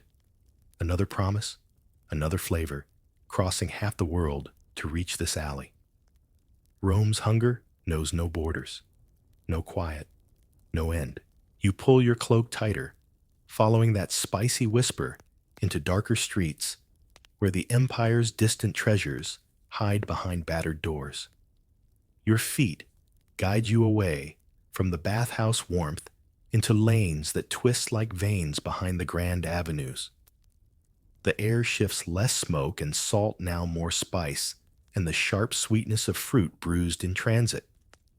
You've found Rome's hidden market corners, where traders whisper of Africa's figs and India's pepper smuggled through ports and bribed past customs. You pause at a crooked stall wedged between two stone buildings. Its canopy sags under the weight of baskets brimming with dark, tender figs, skin split leaking syrup onto woven reeds. Next to them, tiny cloth sacks tied with twine hold peppercorns so pungent you almost sneeze before leaning closer. A vendor turbaned and missing two front teeth taps a basket with a short stick. He promises these figs came off North African ships just days ago, sun-warmed and sweet enough to fool your tongue into forgetting yesterday's barley mush. You slip him a copper bite into the fruit and taste desert heat sea salt, and a promise that somewhere far beyond these alleys, whole worlds grow flavors Rome can't bear to live without. Historians still argue whether Rome's taste for pepper and figs shaped entire trade routes or simply stuffed the pockets of middlemen clever enough to turn every voyage into gold. Surviving records show pepper was worth its weight in silver more than once, each tiny black bead crossing kingdoms to reach plates like yours. You drift past a stack of clay jars marked with crude ink symbols. One holds cinnamon from Arabia. At least that's what the seller swears, as he scoops a pinch for a passing matron draped in dyed silk. She wrinkles her nose, pretends to sniff approval, then slips him a silver denarius tucked in her sleeve. She'll brag about the spice at dinner tonight, sprinkling it on fish, or wine pretending Rome itself bloomed with foreign gardens. At your elbow, a boy no older than 12 hawks dried dates and ginger wrapped in thin parchment. His voice cracks as he chants the names of faraway places, Carthage, Alexandria, India, each syllable more exotic than the last. You hand him a fig skin you've already finished, and he beams as if you paid him twice. Some scholars remain puzzled by how these tiny shops, half legal and half rumor, survived raids and taxes. But maybe it was simple Rome's appetite for the distant and the rare outweighed its desire for strict order. A hungry city forgives many sins if the taste is sweet enough. A gust of wind stirs the dust at your feet, carrying the sharp tang of pepper up your nose. You pocket a small cloth twist of the spice, certain it'll cling to your tunic, until you find another meal worth sprinkling it on. The vendor calls after you, voice raspy, promising honey from distant hives if you return tomorrow. You nod, though you know tomorrow's appetite will drag you elsewhere. Here in Rome's back alleys, the world arrives, one fig, one peppercorn, one whispered bargain at a time. You duck back into the wider street, where the wind shifts again, this time, catching a whiff of something strange and oddly familiar. A thin stew, bubbling over a clay brazier, its aroma mocking tourists too drunk to question what's really in their bowl. Rome's next trick soup for the lost and curious. You followed a curious scent part, brine, part broth, part faint deception, until you find yourself standing before a stall that doesn't quite match the rest. Here, the vendor ladles soup into rough clay bowls, each portion steaming under the early evening's drift of voices and shadows. A painted sign above his head promises turtula ficta, mock turtle soup, a dish that confuses even the locals, let alone the wide-eyed tourists drifting through Rome in search of the exotic. You hover near the stall's edge, peering into the wide pot. No turtle swims inside, of course. Rome's poor, rarely saw a real one outside an aristocrat's menagerie. Instead, a clever mix of offcuts herbs, and the occasional fish head simmers in a broth so thick it passes for luxury if you squint hard enough. The trick isn't the taste, but the illusion. A man with a foreign accent exchanges a heavy coin for a bowl, lifting it to his lips with reverence. He asks if it's real turtle. The vendor nods solemnly, while his ladle scoops up nothing but flavored scraps. A few sips later, the traveler hums, his delight convinced he's tasted Rome's rarest delicacy for the price of a day's bread. Historians still argue whether these culinary fakes were playful street theater or mild fraud, a soft trick to keep the city's belly and pockets busy at once. Some scholars suspect the trickery didn't fool true locals for long, but it didn't have to. Rome's swirl of pilgrims, traders, and curious wanderers guaranteed someone would always pay extra for a taste of the authentic. You lean forward as the vendor dips out a small cup for you. It tastes briny with a mild sweetness under the salt, a far cry from the sharpness of garum or the bite of cheap wine. It's warm enough to settle your stomach, yet thin enough to leave you wanting more. Around you, others sip theirs, perched on broken steps and overturned crates, bowls cradled like fragile secrets. A young girl, with hair tied in a rag, helps her father wipe down the counter between customers. Her hands move fast, but her eyes flick from coin to coin, counting whether tonight's haul means a fuller meal for them too. A stray cat curls beneath the stall, licking fish scraps that slip from the table's edge, another small life living off Rome's illusions. You catch a scrap of conversation. Behind you, two men arguing whether the original Turtula ficta came from clever Greek cooks or Roman soldiers too poor to afford real turtle meat. Surviving recipes offer conflicting instructions, adding to the confusion. Some call for fish offal and stale bread. Others demand fine herbs to mask the lie. You drain the last sip, warmth settling deep as the night's first chill tiptoes in. The vendor smiles, waving his ladle toward the next traveler, already drawn by the sign, promising rare meat in a city that sold dreams one bowl at a time. A murmur of rough laughter drifts in from an alley to your left. You catch sight of a tavern door, swinging wide shadows, spilling out shoulders, bumping voices raised. Not all Rome's street meals end in warmth. Sometimes they dissolve into fists and threats that need calming fast. You toss your clay bowl onto a pile of cracked dishes, slip past the line of hopeful tourists, and follow the laughter that's already turning into shouts. The city's next course is never far away. The warm broth fades behind you as Rome's pulse grows louder, shouted threats, the scrape of a stool against stone, and the dull thud of a fist meeting a table instead of its intended jaw.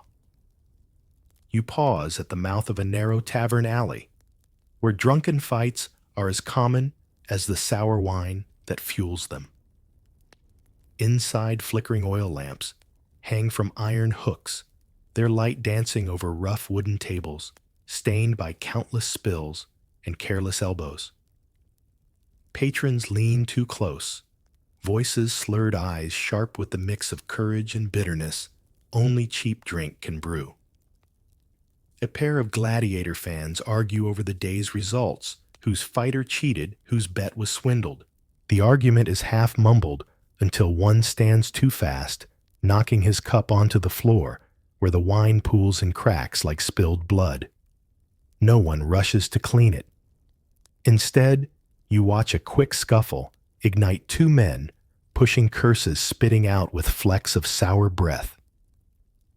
A woman behind the counter huffs and calls for the tavern's hired guard, a thick-shouldered figure leaning in the doorway club resting easy in his palm. He steps forward, not with anger, but with the weary authority of someone who's broken up too many fights to remember each face. Historians still argue whether these guards were paid Muscle City watch moonlighting for pocket coin, or simply bullies in tunics who made rowdy drunks think twice. Some scholars say Rome's taverns were safer than they looked. Others claim these dark corners were breeding grounds for petty plots and casual violence quickly smothered before they spilled too far into polite streets.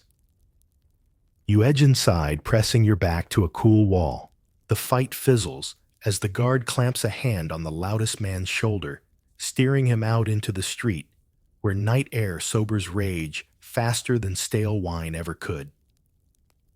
The other man wipes ale from his sleeve, grumbles a half apology, then signals for another mug proof that in Rome, bruises sting less than thirst.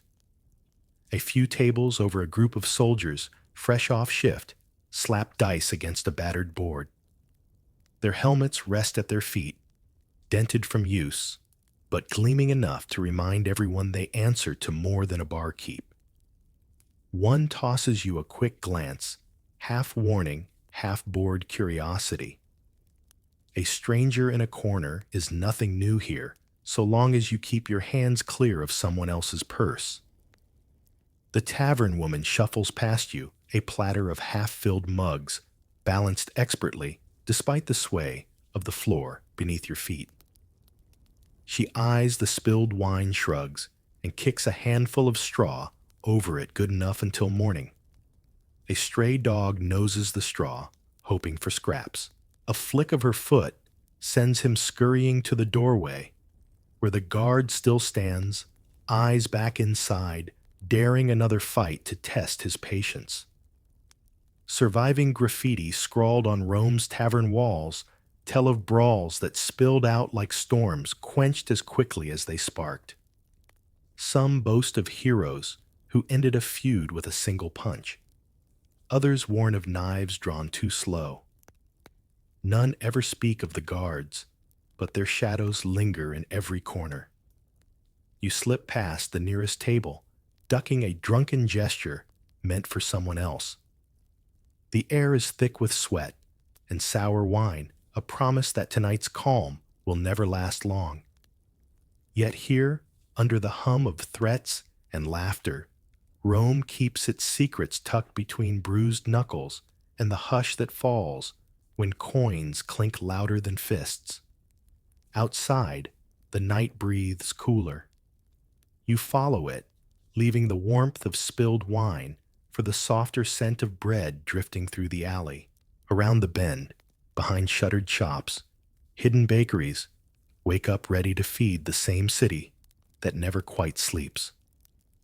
The echoes of tavern laughter and soft curses fade behind you, replaced by the low, steady thud of kneaded dough against wooden counters. You slip into an alley so narrow the stone walls brush your shoulders, drawn by the faint glow of an oven hidden behind a crooked doorway. Rome's back alley bakeries, secret and stubborn as weeds in the city's cracks. Here, when most honest shops have shuttered for the night, the real bread work begins. You peer through a half-open door, warm air rushing out to meet the night's chill. Inside, flour drifts like dust motes in lamplight. A man with arms dusted white hunches over a table folding dough into tight rounds, each marked with quick slashes that tell tomorrow's vendors what's inside wheat barley, a pinch of rye if the harvest was kind. He barely glances up when you step closer. One glance says you're no threat. One nod says, stay if you're quiet. So you lean against the splintered frame, breathing in yeast and ash while the baker works. The oven's deep clay mouths set into the back wall roar softly, promising warmth, and the smell that drifts through Rome before dawn's first gossip stirs awake. Historians still argue whether these hidden bakeries were legal tolerated or simply too necessary to shut down. Grain shipments could vanish under corrupt officials' noses, but bread always found a way back to hungry hands through secret ovens like this where flour turned to coin before the magistrates could demand a share. A boy, no older than 12, slips past the baker's elbow, gathering cooled loaves into baskets. He ties cloths around each one to keep the crust soft, just long enough to survive the walk to the morning's bread stalls. His fingers move fast. He's done this so often, they barely belong to him anymore. In the corner, An old woman sits cross-legged, humming under her breath as she shapes rough twists from leftover scraps. A treat maybe for the baker's children or the boy's empty pocket. She looks up when you catch her eye flashing a toothless grin before turning back to her dough. Some scholars remain puzzled by how these night ovens dodged Rome's strict guilds and taxes. Maybe it was simple. No emperor wants a riot at dawn when the bread stalls stand empty. Better to let the flour flow quietly through back doors and half-open shutters than risk the mob's hunger becoming rage. You watch as the baker slides a fresh round into the oven's glow. The air pops with heat. A stray ember floats out, landing near your sandal before you nudge it away. You think of the morning crowd at the arena gates, how they'll bite into these loaves without ever seeing these cramped walls, or the man whose fingers cracked while shaping them. The boy hefts his basket, nods to the baker, and slips out the same crooked door you lean against. He disappears into the dark bread, balanced like treasure for tomorrow's trade. The old woman hums louder, her song weaving through the crackle of the oven bricks. You catch a word or two, nothing grand, just simple lines about dough rising and coins clinking. Surviving ledgers scratched on scraps of wax tablets hint that these hidden bakeries fed more mouths than the grand flour mills ever admitted. Some say the secret loaves tasted better warmth, stolen from the night flavor leavened by silence. You breathe in the last swirl of flour dust air, pushing off the doorframe as the baker wipes his brow with the back of his hand. His work isn't done. The ovens won't sleep until the city's stomach does.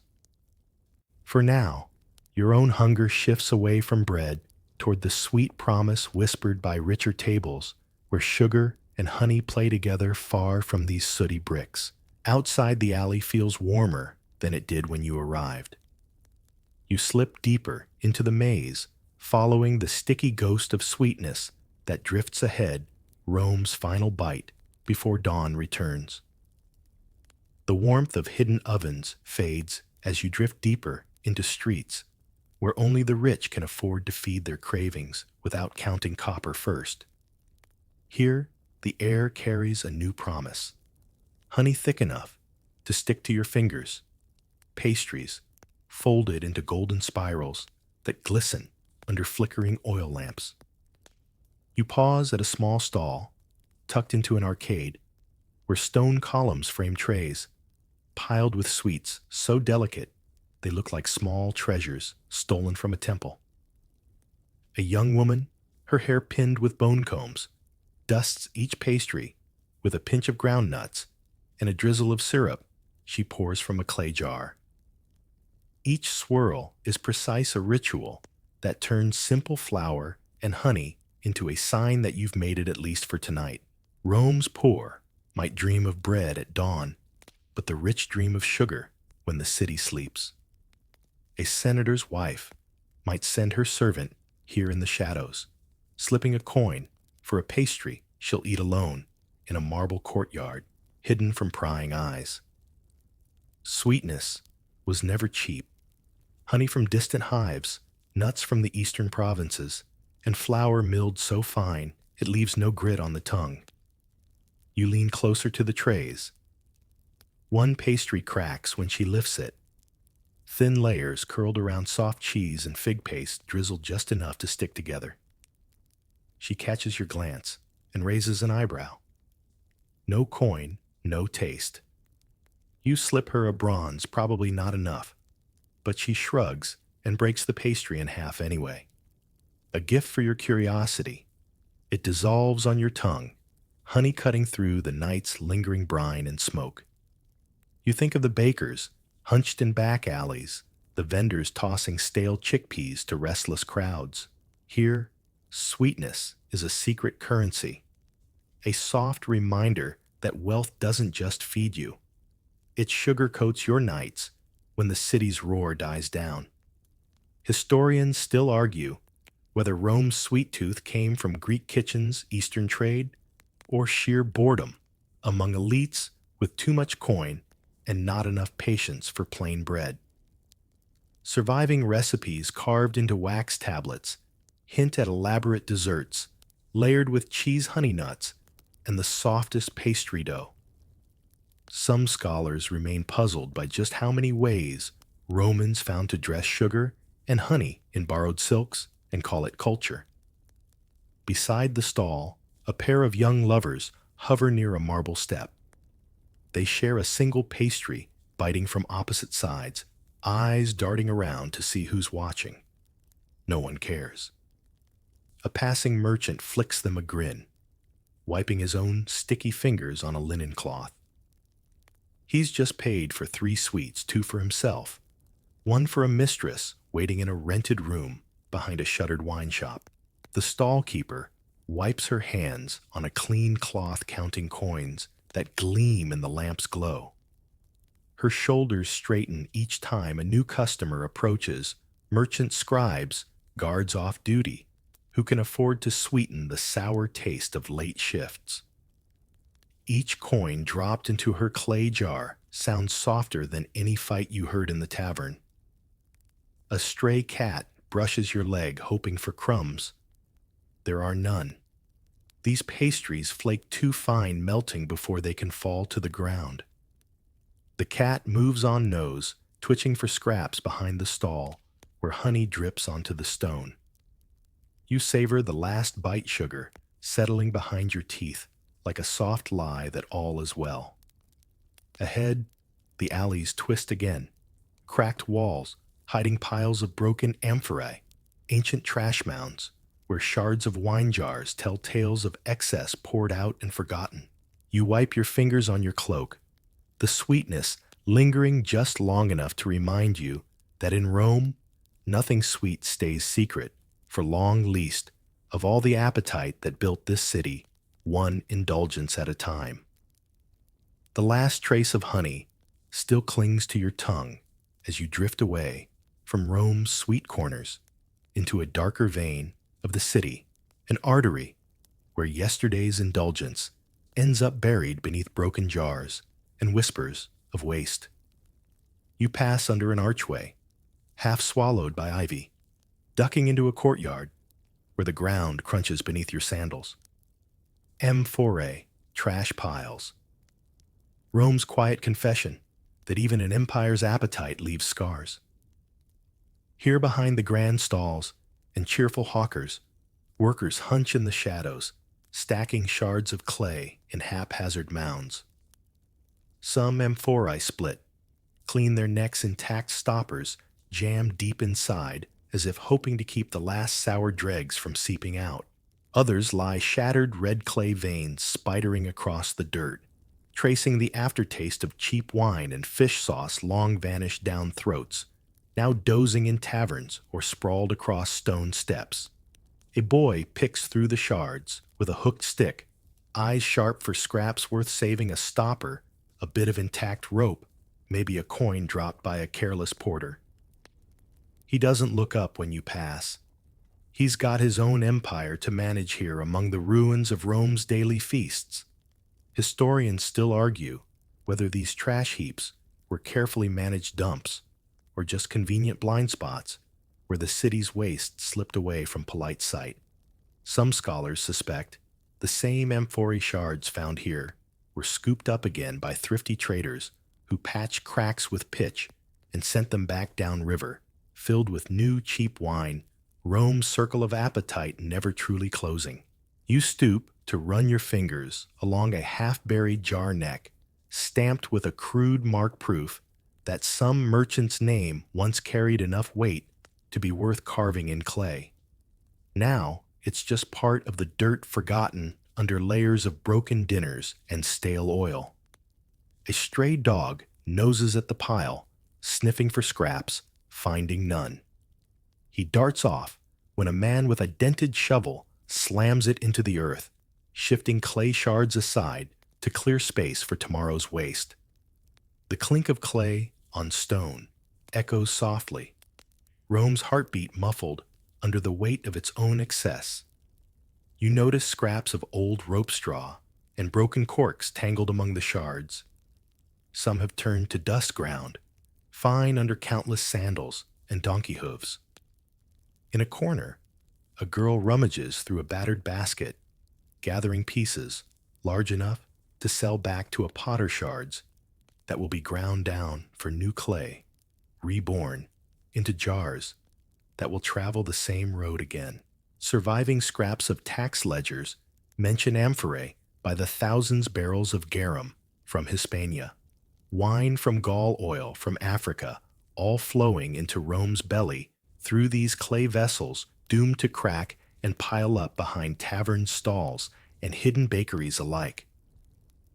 Some scholars remain puzzled by how many millions of jars this city must have buried, scattered under layers of history, waiting to be unearthed centuries later, by hands just as hungry for stories as Rome once was for wine. You brush clay dust from your palm, stepping carefully over a pile so high it looks like a ruin of its own, a monument to the fleeting joy of a shared jug, a stolen sip, a broken promise sealed in salt and cheap wine. Above you, the night's wind shifts, carrying a faint scent of fresh dough and olive oil, a reminder that even this trash feeds tomorrow's markets. Somewhere beyond these hidden heaps, vendors ready their baskets' ovens roar back to life, and Rome's appetite sharpens its teeth once more. You slip from the courtyard, past broken jars and forgotten names toward the streets where that appetite refuses to die, where today's crumbs scatter forward into tomorrow's table. You step back into the open street where Rome's heartbeat thumps, loudest voices rising with the dawn. The first crackle of ovens relit the sharp bark of vendors claiming corners they'll hold until the last coin drops. Somewhere behind you, broken amphorae rest in silence. Ahead, the legacy they carried rolls on reborn, not in clay jars, but in dishes and customs that survived the empire's fall. You drift toward a stall where a boy flips flatbreads over an iron plate, its edges blackened from hours of open flame.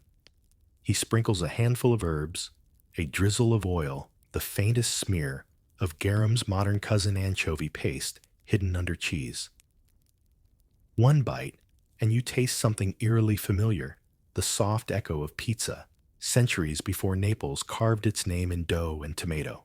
A woman beside him scoops noodles from a battered pot, the strands steaming tangled with garlic and wild greens from fields beyond the city's walls. No one calls it pasta, yet Rome won't name it for 1,000 years.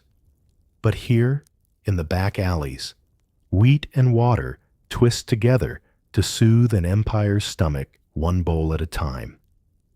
Historians still argue whether these humble dishes truly gave birth to your modern cravings, if this street food's stubborn life drifted forward through centuries of war-famine trade and migration to land on plates sold in neon-lit trucks parked under your city's bridges. Some scholars swear that the bread and wine that fed Rome's dawn crowds are the same spirits haunting your pizza crust and festival fries today. You take a bite of the flatbread when it's offered the heat sharp on your tongue, the oil soaking your fingertips. It's simple, unpretentious, salty familiar, in a way that makes you wonder how much history hides in your local takeaway window.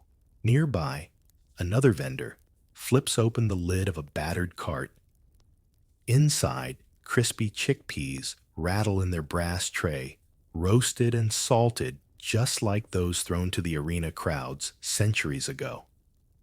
A man pops a handful into his mouth, wipes the salt from his lips, and laughs at something the vendor mutters, another small echo tumbling through time from Rome's hungry streets.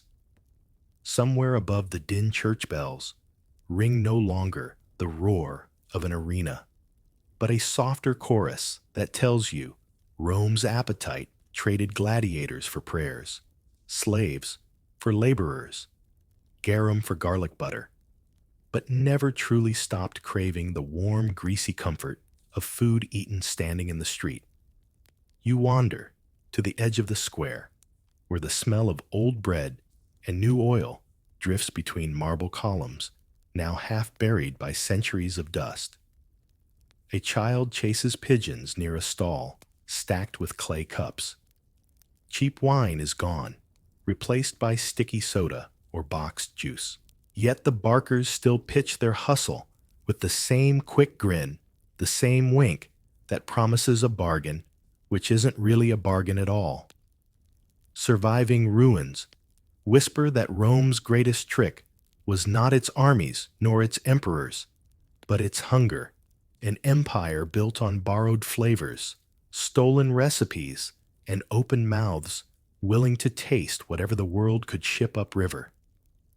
Some scholars remain puzzled by how many dishes you still bite into without ever tasting the ghost of that first cracked amphora behind a smoky sausage stall. You take one last bite of your flatbread, still warm grease dripping onto your wrist. You wipe it with the back of your hand, catching sight of broken tiles under your feet, old mosaics half buried beneath street dust, and fresh footprints. A reminder that here every taste has a lineage. Every crumb tells you that food, like history, never really disappears. It just changes hands. And so you wander, on belly-full pockets, lighter mouth stained with salt and oil.